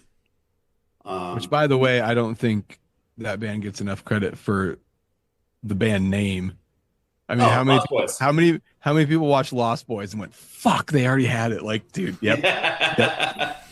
Yeah, I mean, and then, well, when I joined that band, I had to learn songs from 3 amazing drummers that were in their own right. I mean, Jared Alexander on that first record, who's been the drummer now for My Chemical Romance for the last like 5-6 years. And then Todd Henning, who I replaced, that guy is a fucking monster. That the opening of The Plague alone from Into the Valley of Death, that thing is trying to do a punk rock bossa nova song. You know, it's insane. So when I left that band in 2009, and then 4 months later, I got a call from Eddie from Voodoo that their drummer had a nervous breakdown, and can you join us on tour? And I said, well, I only know your first 3 records. He's like, well, here's the songs we have. And so they got me on this flight, and I'm literally writing notes, like, and I don't read music that well, so I just put skanky fast punk part. That's the same thing as reading music, yeah. And I'm playing on a food tray. Yeah. I'm pissing people off all around me. And I joined the Voodoo Gospels, and I did that for 3 years. Where was that first show? Where'd you fly to? Detroit. So the only flight they can get me to Detroit from Ontario Airport was Ontario to Phoenix, Phoenix to Philadelphia, Philadelphia to Detroit. Okay. That was a shitty fucking flight. It was, and I joined this tour. It was Dill's Gone Bad, Toasters, and Mustard Plug and Voodoo Gospels. Mm-hmm. And it was a blast. I mean, the funny thing was, like, the second show in Chicago, we finished our set, and the drummer I replaced, who was the original drummer, Jerry, he is about 5'4". He's a very, very, very stocky guy. Mm-hmm. He's 5'4". And I get them playing, and the guy goes, dude, Jerry, you lost a lot of weight. I said, yeah, and I grew 7 inches too. Apparently when you lose weight, you sprout up. Like, what the fuck? Well, you've got a face transplant and a different... Well, we're both bald, and, you know. Yeah. We kind of stand out. We're the Caucasian in Voodoo Gospel, so. Yeah. So you weren't, because didn't Ephraim ended up going and singing for them for a number of years? Were you guys in at the same time or no? No. The funny thing is that if you connect the dots, I mean, between Temple Pole and Pulley, and then the whole thing with Ephraim and Depastero and Voodoo Gospel, it's like watching like the fucking 6 degrees of Galley. It's like, it's always weird how just things go like this. I'm like, oh, cool. It's like watching the Jay Weinberg, Eloy Casagrande, and fucking Jason Krutman just fucking triangle of who's playing in what band. That was insane. Watching that, and Grayson, God, that kid blows me away. I think he may be 24 right now. I know he's 23, but God, that jazz kid. Yeah, he's amazing. Oh, he's not, dude. I mean, he's in fucking. He's in Sepultura. Big band. Oh, really? Yeah, he's in Sepultura now. Oh, I didn't know that. That's a hard one for me. Yeah, it reminds me of I kept missing Riddle. Like, you know, I saw Pulley right when Riddle was gone, and it was Tyler. This was like '97, and I saw Face to Face right before that. Like, Matt had just left, and then we hook up. You know, 27 years later or something like that. I thought he told you. Huh? I mean, you were in a band with him, and I was in a band with him. He was in Implants, and that's like, that guy's another guy. It's just he's like he is literally a riddle. Oh, who you telling? I hope he listens to this. Text me back, Matt. I love the guy. I mean, but like I said, it's like I understand. I felt I understood Stranger Things easier than I do understand Matt Riddle. Yeah. Yeah. Yeah. He's a sweet, sweet guy. Yes. Complicated guy. Very Yeah. sweet. And he's so fun to be in a band with. Like when we are hanging out, it's just amazing. But playing, drums and bass are just so intertwined, and having a good bass player, a good solid bass player to play with is, I mean, you it can make you sound even better. My No. dad, when Matt, so when implants practiced at my parents' house, Uh-huh. I was gone. I had not lived there for years, Yeah. but that's where we practice. And Matt lives in Victorville, and Right. Ken lives around here, and so do I. So it was a good meeting point because that Jim and Rob from Strung Out, Jim and Pulley would like it was like a good meeting spot was Cabina. And I remember like our first rehearsal with Matt, my dad's going, "What the fuck?" Like he was blown away by Matt. Yeah. Like he is like he goes. My dad was outside like listening. He's like, "Was that all the stringers?" I'm like, "Yep." Yeah. And he's a metal guy too. He's not a I made punk it rock like guy.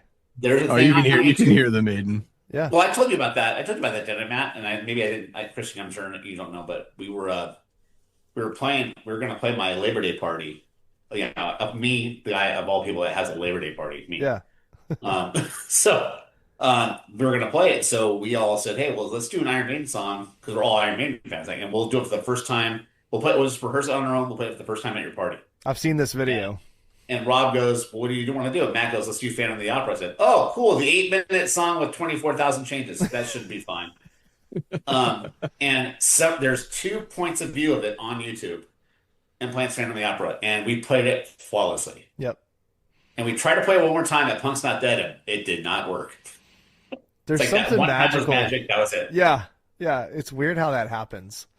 Yeah. It's like when you join a new band and like you may replace a drummer and like you play the song, like you learn the songs and you play it and they're like, wow, that's amazing. That's amazing. And then like after you kind of worn off the newness, it's like you start kind of feeling like, am I really, do they really think I'm still that good? They haven't said anything in a while. They haven't reassured me. That's how I feel about any record we do. It's like, you get excited about a song, you record it, and then you hear weeks and weeks about mixing it. And by the time the record comes out, I hate the fucking record. Oh yeah. Yeah. Yeah. Fire Sale, like we haven't done we're going to do a full length this year, but we've been doing That's this. fine. Huh? I know. Well, I mean, hey, but it's hard, we're all spread out, but but we've been doing these little two song things. And so I haven't gotten tired of the songs yet because it's like easier to get out a couple songs and put them Yeah. out. So there's not a whole lot of time between recording and like it actually coming out. So, and, Well, Sweeney has told me a couple times, like, so why aren't we on your top albums of the year? Because you haven't given me a record yet. I know. But If it's 8 songs, if it's less than 8 songs, I don't count that as a record. right. He's sending songs now. So, and Okay, cool.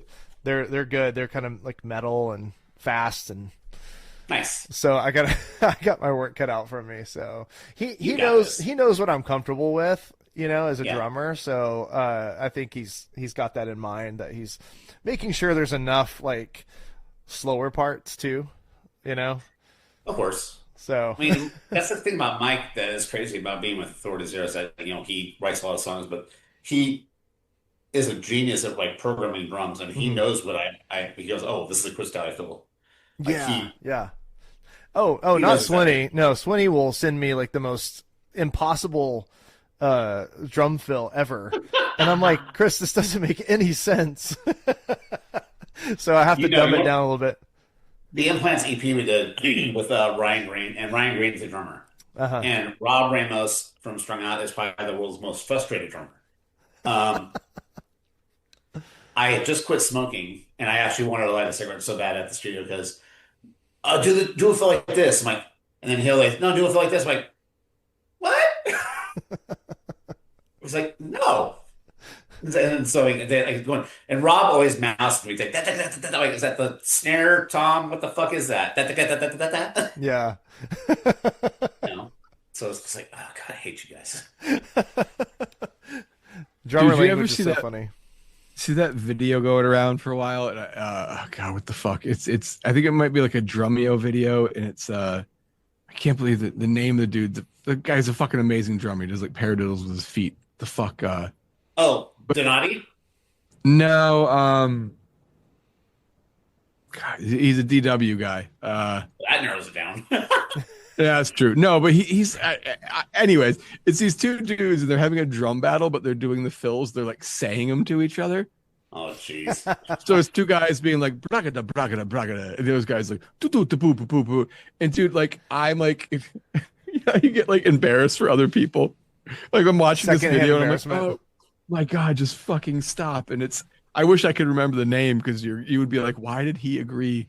Fuck, it's gonna kill me now. I'm Uh, sure I'll think of it later and I'll text you, but it's absolutely I don't know why that reminded me of it. Like, yeah, at least get like a different like a blagada bigada bigada pish pish. Like you need other you can't just go tuga tuga tuga tuga tuga. yeah. Right? Give me some shit to work with there.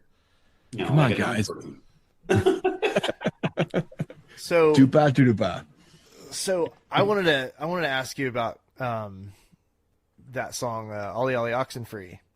Yeah. Man, that's such a great song. So I remember in Belgium, you were like, record "Ollie Ollie Oxenfree," right? Yeah. And you do that really cool. I guess ghost notes. Yeah. Or double strokes or whatever you're doing. It's double stroke ghost notes on the snare. Yeah. While you're kind of like hitting your bell in between, like Yeah. ding ding ding. It almost sounds like rifle in a way. Very much so. Yeah.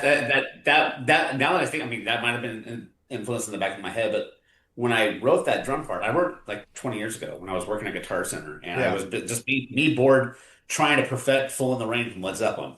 Yeah. Dun dun dun dun dun dun. That, and so I just started messing around, like trying to do it faster, and I like started doing it fast. I'm like, oh, this is rad. Dun dun dun dun dun dun dun dun dun dun. And so I'm like, wow, I wonder how I can make that work. And so I played it for all these years for these bands. And like, I want to do that. What's that? I'm like, it's a beat. And so I'm like, okay. So we had just finished doing pre-production for what would become All Y'all Ask Free. That song was not on the record at all. We were done. And I said, Mike, I have an idea for this beat. I have an idea. I want you to hear it. It's like, okay. And so I play it for him. And he goes, hold on. And he goes, do it again. So he records it on his phone. He goes, all right. And so I'm like, cool. I don't know what that means, but thank you. Yeah. And so that night he calls me and goes, how much do you want that in the song? I said, make it special. Make it, I don't want it to be like, do it like as a verse or a chorus. Like do something like maybe once in the beginning, once in the end, something like that. Make it kind of like a tag. Yeah. And he wrote the song that night. Like, around your film. Yeah. I mean, all these years, every band I've been a part of, name the band. I Temple Pole, Authorities, Temple, Voodoo Glow Skulls, every band, Dead by Stereo. And I give it to Mike, and that little freaky mad scientist guy fucking just comes up with a song right then and there. Yeah. And the thing is, especially with a band as a extensive catalog as Authority Zero has, you don't expect your new songs to be songs that are part of your, they're going to maintain part of your set list. That song has taken on a life of its own. I mean, it's become, that's the song we have to do now. And it was a song that almost didn't happen, which is crazy. Yeah. And I love the fact that, my little crazy, me trying to rip off John Bonham thing turned into a fucking song. Yeah, for sure. And I think, what do you do that 3 times in the song? You start with it, and then then it's like it goes back to it in a reintro before the second verse. Before the second verse, yeah. And it ends on it, yeah. So it makes it special. It does. And those things are so cool because, I always just look forward to it. I was like, I can't wait to hear that again. No, I appreciate that. And I love the fact that, that's one, like Casey, whenever we tour, Casey makes sure he's in my eye shot or my peripheral when I'm doing that song. Because he goes, I'm glad that God on drums here finds what I do riveting, which is cool. That's gotta be, I couldn't, playing in front of him or after him. I don't want to play after him. I always say, no. I'll pass. I know, right? I know. Well, I mean, I'm blanking on her name right now. I think she's like 13 or 14 right now. The drummer who's like Sarah playing all the Lynn. amazing. So Sarah Lynn, watching her play, just seeing her develop has been incredible. And I have a care package for her over my shoulder in that chair. oh no, I'm about to send her awesome. some stuff. So she's coming to our show in Atlanta, and I said, "What do you come up to play a song with us?" And so she's going to come up and play No Regrets with us in Atlanta. Really? She's Yeah. awesome. I haven't met her yet. I talk to her mom all the time. Like we've become friends, and Sarah Lynn has done a couple, Fire Cell songs. I see. Like me? Covering me? Like that's the highest form of flattery. No, she honestly that girl is the future of punk rock drumming. I cannot wait to see what she does with our genre, and I think she's gonna when us, in the words of Christian, old fuckers can't play drums. I said old piece of shit. Don't twist my words. That's not tomato, tomato. But it's like watching what Sarah does and like seeing the commitment she has to it. Mm-hmm. This she's got the tools to make it. And I can't. I'm so excited that we have a front row seat to watch this person grow as a drummer. And I can't say I'm proud because I didn't teach her anything, but watching her, it makes me proud to see. Okay, there's somebody in her. The scene's gonna be okay. We're good. Yeah. Yes, exactly. I'm sending her. She'll get it before this comes out, but it's like one of my broken cymbals. It's a Zildjian A custom. Nice. It's got just like a little crack in it, but I replaced it already. Send that to me, dude. I'll cut that crack out.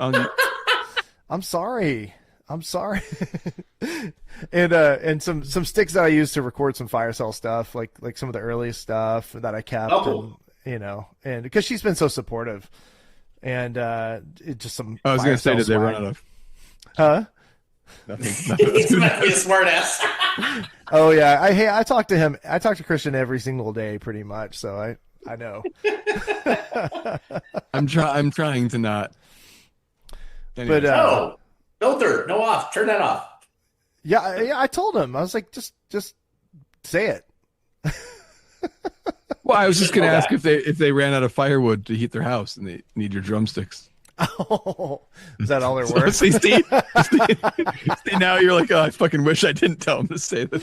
The thing is, there's a band that I think it was my last tour of Voodoo Glow Skulls, we were touring with Authority Zero. Uh-huh. And this band bought onto our tour. And they paid each band $10,000 to get on our 7-week long tour. And nicest guys in the world. And the problem is I'm already truthful, but when I have a few shots of tequila, I become very brutally truthful. And these guys were getting booed every night. And they're going, "Hey, so what do you think of our band?" I was drunk. I'm like, honestly? He goes, "Yeah." I said, "You guys make Blink-182 sound like Agnostic Front."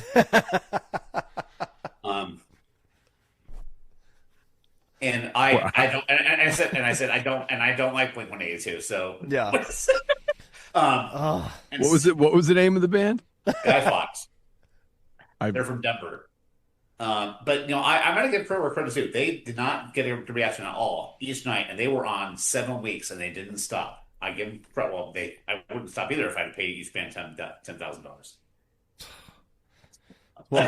What was so bad? It was just nonsensical pop. Yeah. It was not. There was no soul to it. It was just like I said, you made Blink-182 sound like a hardcore band. They were that poppy. And it's just like that's not going to work for. Authority Zero's got pop, but we still have that edge. Yeah. And then Voodoo Glow Skulls are fucking Voodoo Glow Skulls. That's a band like that's a band you don't want to piss off in the alley. Yeah. But I'll say this right now: Voodoo Glow Skulls, sweetest guys alive. Yeah. There's another drummer. Stephen Reese is a drummer that needs way more exposure. Oh my gosh, he's so good and such a nice guy. I was watching him warm up before the show. I was like, man, I hadn't seen him play before, and I knew he was going to be good. Of course, to keep up with a band like Voodoo Glow Skulls, you got to be good. They're well. I just realized that I hadn't played with them in so many years, and Steven couldn't do a show in Canada at Red Bridge Fest, and so I said yes without realizing, oh my God, I have 3 shows in one day. That's crazy. And Voodoo was right in the middle. Yeah. So Implants played at 5:15. We played for 55 minutes. Implants music is not easy. Yeah. And then I had an hour and a half break, and then played for Voodoo with an hour. Voodoo is nonstop, and it's the thing about Voodoo is that it's like that song Him and Pinata. You're doing a fill the whole time Oh yeah. like that. And so that was insane. And I'm like, oh God. So I was like, okay, I got through that set. Cool. Now I have Authority Zero in an hour and a half. Okay. Yeah. So I started warming up again, and both my arms just tensed, and I couldn't untense. Like they like it's like when you like feel like when you kind of like stretch out your your forearm. You could have just said you wanted to show us your muscles, dude. I would have. I had no muscles. I don't know. Yeah, people go, hey, you want to go to the gym? I said, I don't know who Jim is. But when it comes, I'm but it wouldn't unflex. I'm like, oh fuck, I'm dead.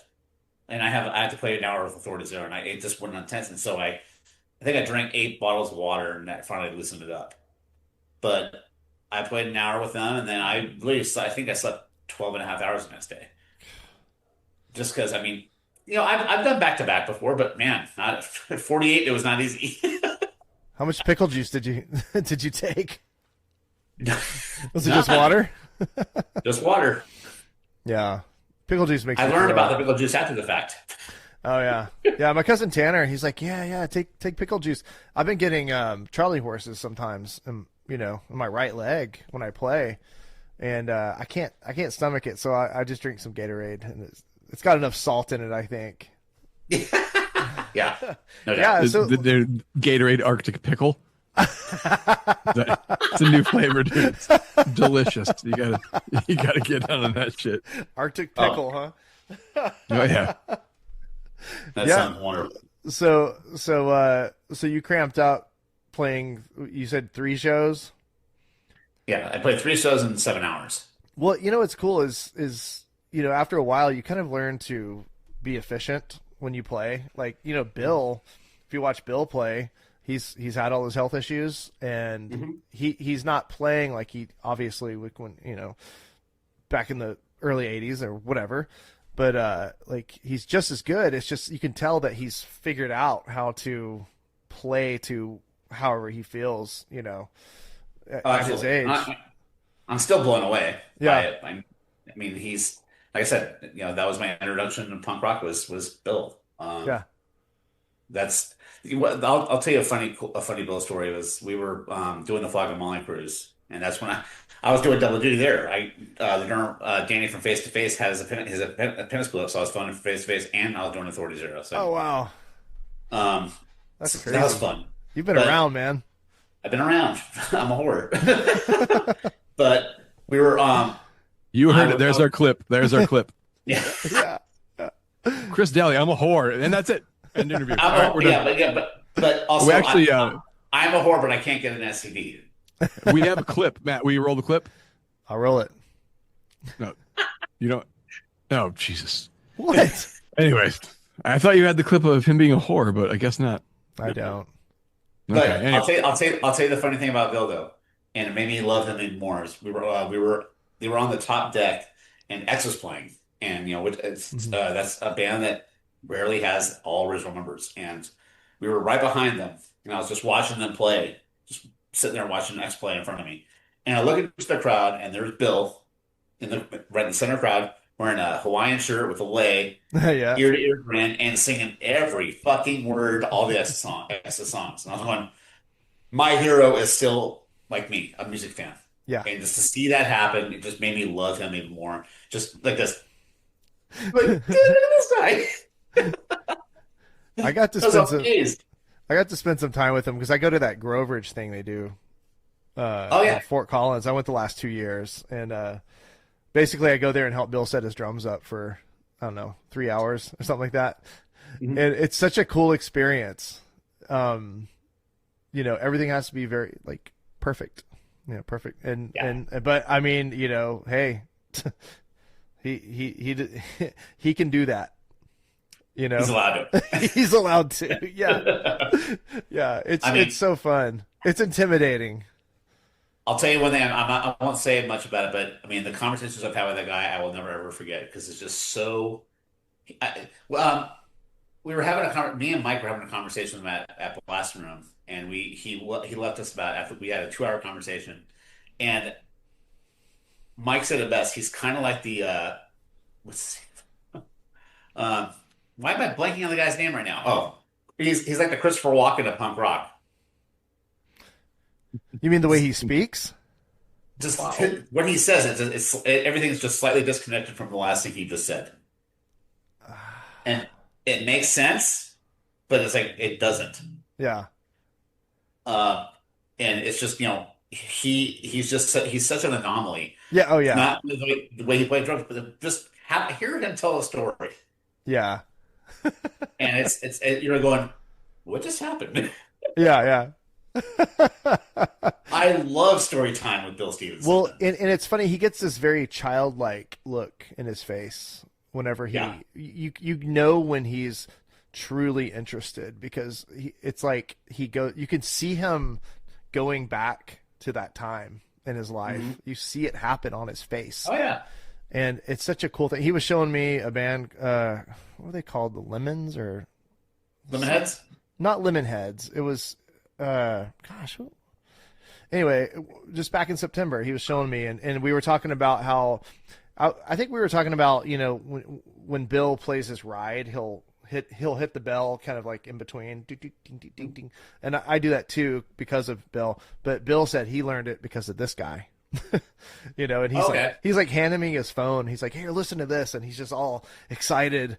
And then the next second, he's like, "I hate drums," and he's like, because he's setting his drum kit up or whatever. Yeah, he's an amazing person. What a nice guy, and his son Miles is equally as amazing. Yeah, good guy. But it's intimidating, being in the same room with Bill and even playing a song in front of him. Whatever, it's just like, what is happening? Yeah. What were you saying, Christian? I'm sorry. Well, just Chris, how you brought up X, I don't think DJ Bonebreak gets enough like that dude's fucking amazing drummer, and that's another name that's never like really in the gets discussed a lot too. Just agree. those hiccups in Los Angeles that dun, dun, dun, like, dude, fucking great. He played on, what was it? One of those random fucking I'm so shit, Thomas Lang. The other drummer I was talking about was Thomas Lang. Oh yeah. Familiar. Yeah, okay. Anyway, he played on what the fuck, Matt Freeman when he did the Devil's Brigade. Yes. Shit, he played on that last Devil's Brigade record, DJ Bonebreak, and it was fucking amazing too. But yeah, if anyone knows that dude, get him on here. Yeah. That was the one that I didn't have the pleasure to meet on the cruise. I met Essene, I met Johnny, and I met not Johnny, Billy, and I met I met him all except for a DJ, which is a shame because I think he's fantastic. And I think another drummer that we haven't talked about that I think that doesn't get as far as too, because I think he's kind of a mystery too, is George. Oh yeah, for sure. Propaganda. Yeah. Oh, dude, I think George gets his props though. You don't think so? I mean, I don't think. I never hear him being talked about enough in my mind. That's a guy that every time he loses a record, I'm like, he can't get better. Fuck, he got better. I mean, if you listen to How to Clean Everything, and then the last few records, like even with Empires, today's Empires. Oh, you heard it definitely from Let's Talk to Empires. I mean, I was like, whoa, what just happened here? Yeah, it was weird because like How to Clean Everything, it wasn't, I wouldn't say it was sloppy, but you could tell that maybe it was rushed or there just wasn't money behind it or whatever, and you can even hear like Get Off Time a little bit in like certain places on that record, and then Let's Talk More Rock comes out and it's like solid, tight, bigger drum sound. And it's crazy, like how it's just so different. Dude, Failed Imagineer is like that dude's opus. That's a drumming on that song is just fucking nuts. Have you guys seen the what's her name's audition tape, Sulin's audition tape. Yeah, On, yeah. They're in the practice room. Oh my god, his drumming on that one. I'm like, dude, no. What song were they? That Speculative Fiction. Yeah, because he ends with that. No, God, I quit. He's so good about especially those little snare rolls, those light rolls he does, and then he'll like throw in I notice he always does this. So very kind of like special to him. I don't know if any other drummers do this, but he'll just randomly hit a ride, or he'll end on a snare and a ride, after a fill, and I don't hear anyone do that. Dave Ron will do that some. But Jordan kind of has his own way of doing that, and it's so interesting. I just never would have thought of that. I never would have thought, because I always think like any on a crash sounds best, or hi-hats or whatever, and snare, but just that little subtle thing he does, and he's so dynamic. There's a thing I took from him. That he does this a lot too, especially when he's on the ride. He does this like whip with the two syllables, da-da, like this, da-da, like this. It's like I do that now, and I don't even do it on purpose. But I like watch a video, like somebody like, take a video, and make, hey, just Jordan did that. Yeah. Well, Propaganda has so many of these like dun dun dun, like dun dun dun, and he'll accent, and he'll just kind of his hand just kind of lives up here, and and his snare is still going, but he'll just dun dun dun. He won't do like the little placeholder stuff, Yeah. But his hand just kind of lives up high and just hits those things. Then he's just back, kind of, like that. And then when he does those tom fills, it's like it's almost like Bill. Bill's kind of like that. And then when he does a tom fill, it's just like, just lays into it, and it just sounds amazing. But yeah. By the way, Matt, real quick before we go on, I just want to point out something. It's January 15th, and you have a Christmas tree behind you. Yeah. I like it. You know what I was doing? So you see those little angels on it? Yeah. So I was doing, if you donate to a rescue, you get an angel. So I did that for like the whole month of December, and I got 2 people. Nice. I got 2 people to donate.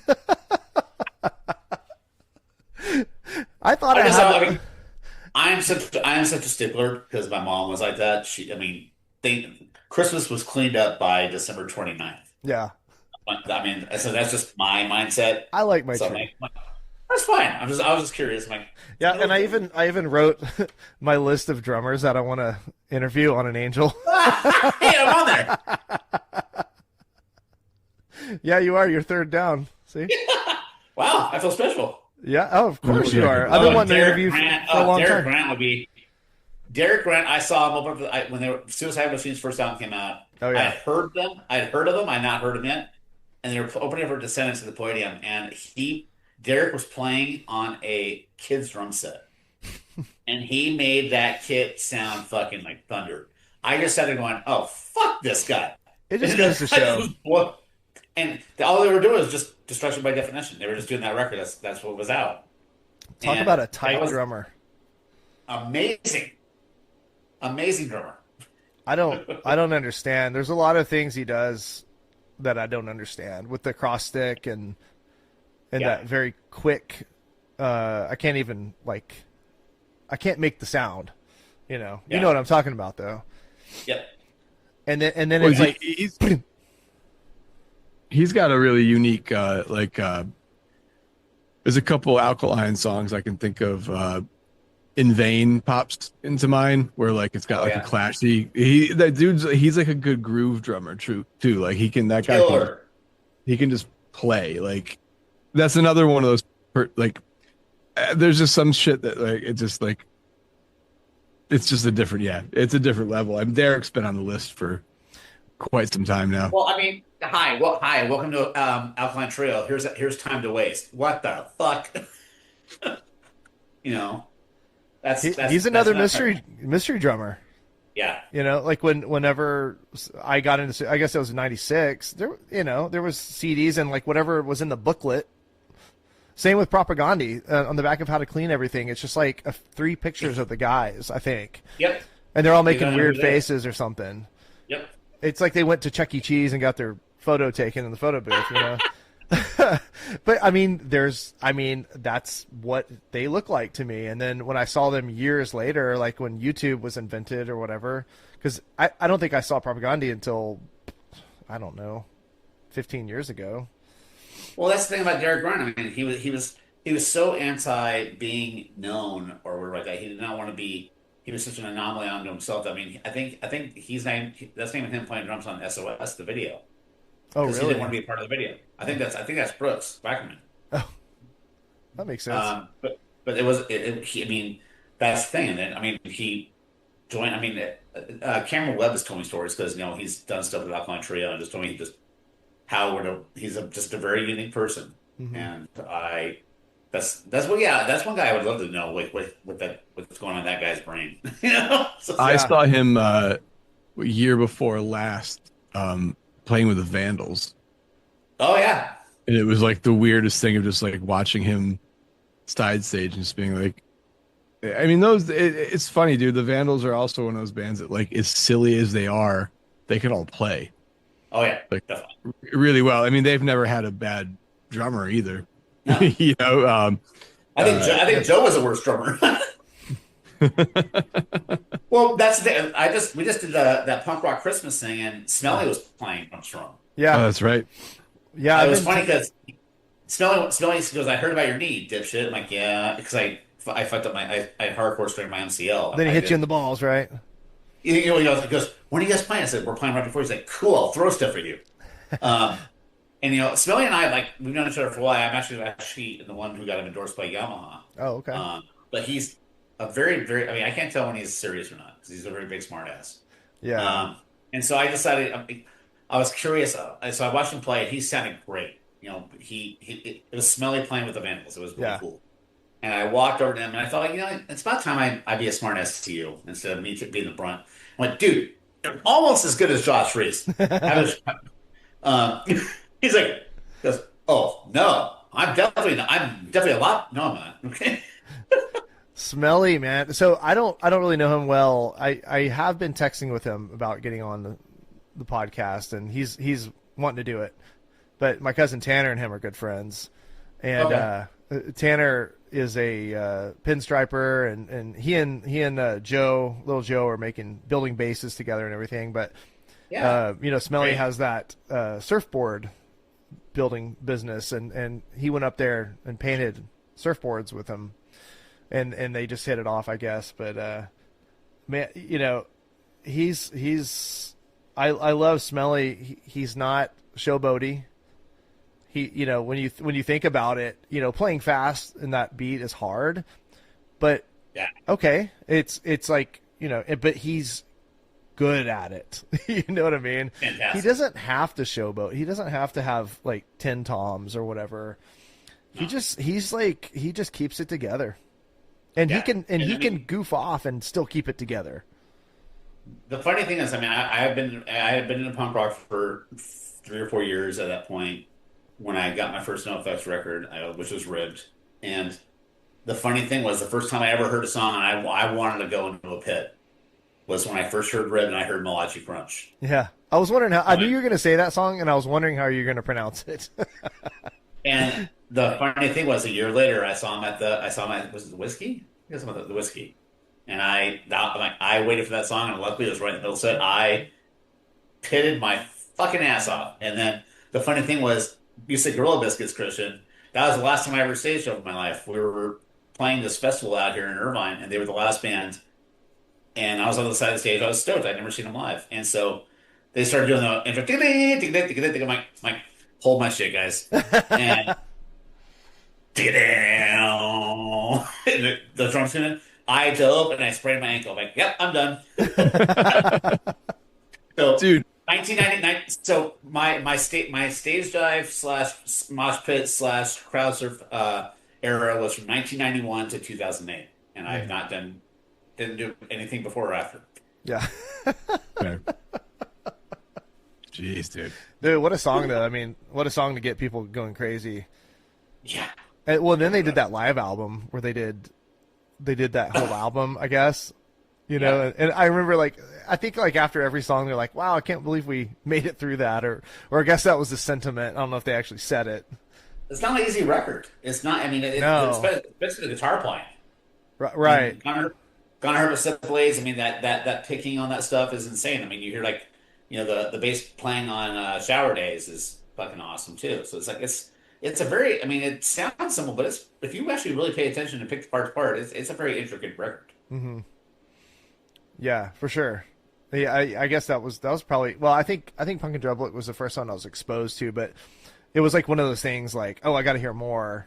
What else do they have? And then you immediately buy, the earlier, right? The same thing happened with Green Day, because when Dookie got popular, I was 14, hadn't heard of them, lived in a small town, immediately bought Kerplunk and 1039 Smooth, Yeah. That's where I learned to play drums. I found Liberal Animation first and was like, gross. Yeah, I don't know if I would have liked them if that was the first album I heard. No, I didn't. It was many a year later, and then I heard something else. I was like, oh, okay. That was just a one-off. Great fucking album cover, though. Oh, fantastic. Yeah. Yeah, I agree. Couldn't agree more. There's so I made you saw the post I made, and I was asking people to ask you questions. Yeah.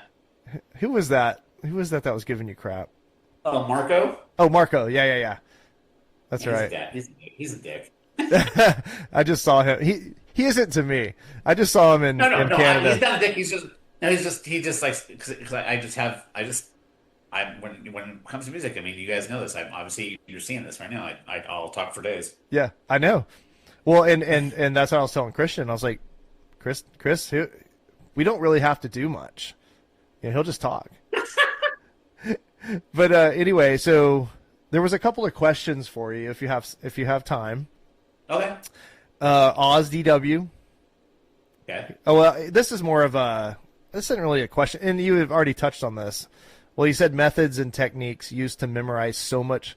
Okay, this is kind of a question. Methods and techniques used to memorize so much content. So you were talking about how you were learning stuff on the plane and how you wrote stuff down. So you kind of touched on that already.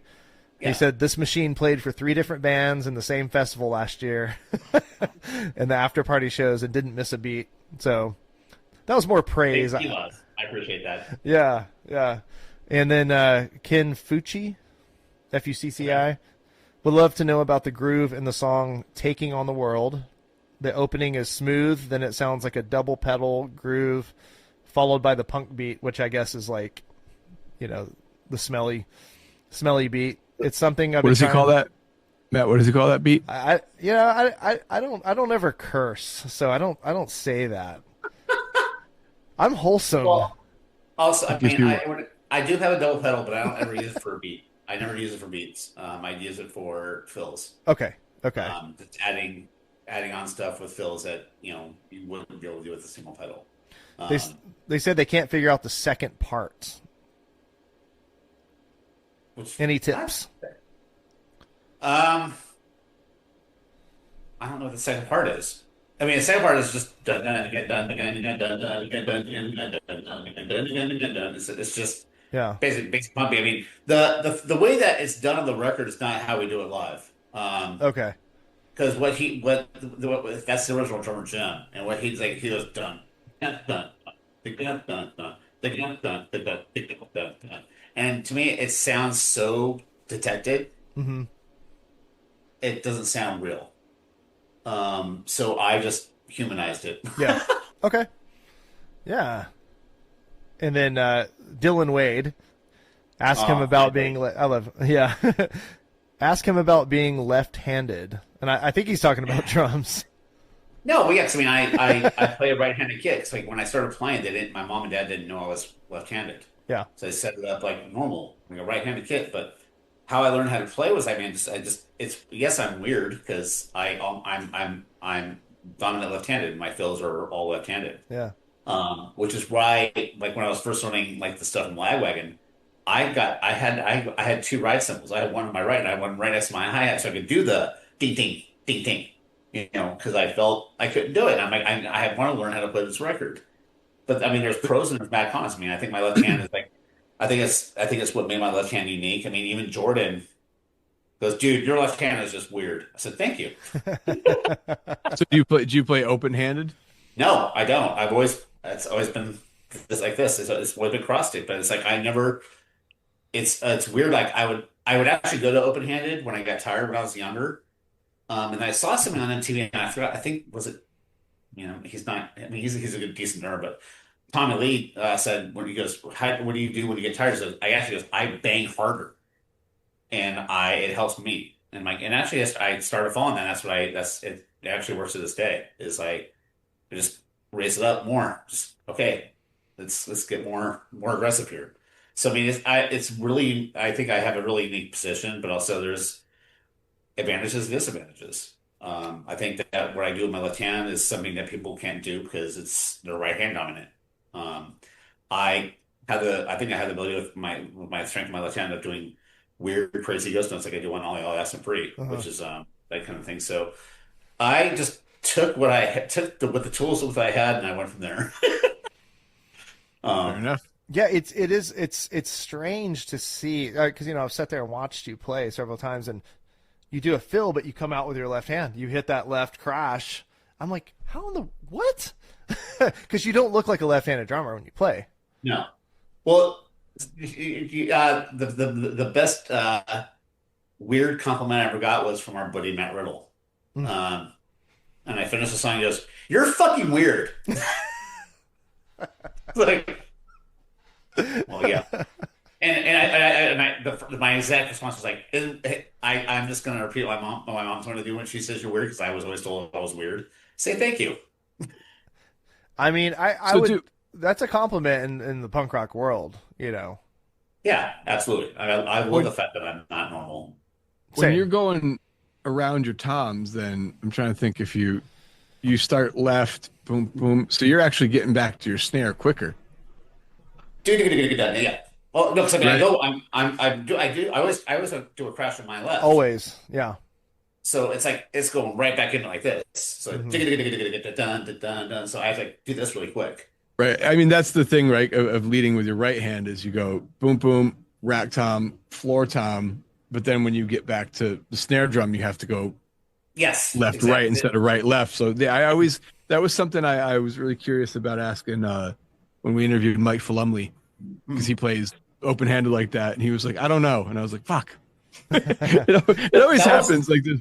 Dude, like when we got to talk to Dave Ron, I had this question about a certain thing he did, and I wanted to ask him this for fucking 15 years. And he goes, what song was it? I don't remember that song. And it was just like next. I was like, ah. And then he's like, well, we're gonna play. I saw him play shortly. He goes, remind me to play that song, and then I forgot, and I didn't get to see him do it live. So we'll never know. But do you have more questions, Matt? Sorry.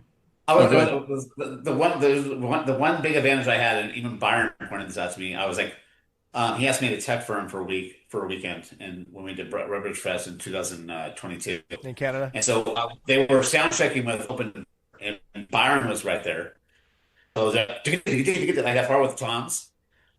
He like if you're right-handed, he's doing this, like, but I was doing this, because that's so much way easier. I'm like, yeah, because I'm left-handed. I'm left-handed dominant. It's like, I wish I would have been left-handed. It would have been easier to do that. Well, yeah, and then at that point, it's so hard to like change your muscle memory to do that. Oh, absolutely.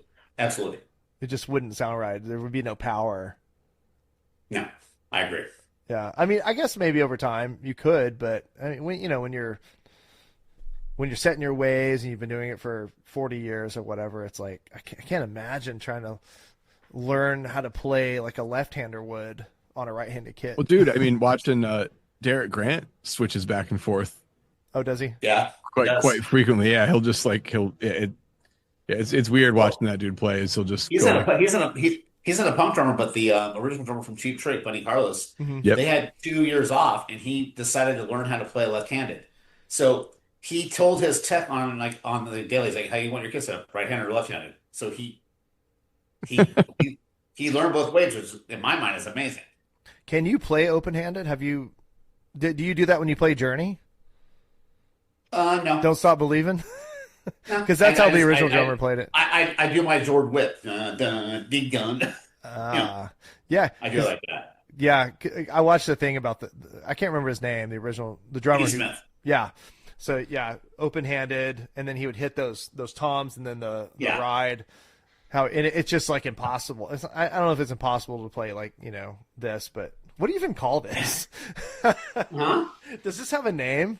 Playing, when you say it's skateboarding, it's regular. Regular? Okay. Regular and goofy, just Regular like skateboarding. goofy. Standard. I don't know what to do. I don't know what to do with my hands. Well, hey, it's been almost 2 hours. Yes. Oh shit. Yeah, I know that I knew this would happen. It happened with Rhino. Rhino tells good stories, man. He does. He's a good guy. Yes. We've had a few 2-hour ones, and we try not to take too much time from people, but anyway. I have to go play piano in 2 hours anyway. Oh, okay, cool. Well, it always leaves us open for another interview down the road, because absolutely you just can't fit everything in 2 hours. It's too much. So, yeah. Do you have anything to end with, Christian? You want to do some questions from the kids? Do you have some? I do. I don't have. I don't ever do. I always forget. That Christian does. So, Chris, usually we'll end this. I'll ask my children to write some questions down. Okay. And I don't generally. I won't look at them until right now. So I apologize because they're old enough to be smartasses now. But I love it.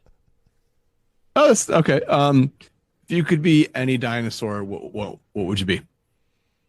Raptor. Fair enough. They didn't have weight problems. Okay. Oh, us big boys, I know. And then what else we got? Unicorns or puppies? Oof. I'm a sucker for a puppy. I love my dog. You're wrong. It's unicorns. Yeah, that wasn't, I guess, not a question at all. Oh, she'll tell you you're fucking wrong, buddy. Trust me. I live it every day of my life. Every day. Well, dude, Chris, thank you so much, man. It's been a pleasure. It's good chatting with you. You too. Be a good kickoff here, so I appreciate it, man. Thank you. Yeah, you're gonna. Thank you guys for having me. I really appreciate it. I mean, like I said, punk rock drummers forever, man. I'm glad this group is on. It's a wonderful community to be a part of, and I appreciate you guys letting me be a part of it. Yeah, and thanks for wearing the shirts and supporting and all that. If you need another shirt, just let me know if you need anything. I'll send it to you. I've got some. Rhino gave me some sleeved washers. I don't know if you need any, but I can send some to you. Do you? Okay. I have my closet full of them. I met him for breakfast a few weeks ago, and he brings me a sack full of sleeved washers. A Christmas gift. Well, make sure you tell him I said hi, because I love that guy. I love that guy with all. Oh, I will. He's Uncle Rhino. The dude's great. Yes, Rhino. sir. All right, you guys have a wonderful time. Thanks again for having me, guys. Yeah, thanks for joining us. It was amazing, and we'll talk. We'll keep in touch. Yeah. So. Yeah, buddy. All right, man. All right, have a good night. Have a good show tonight. Thank you, man. Appreciate it. Bye. Bye. Goodbye.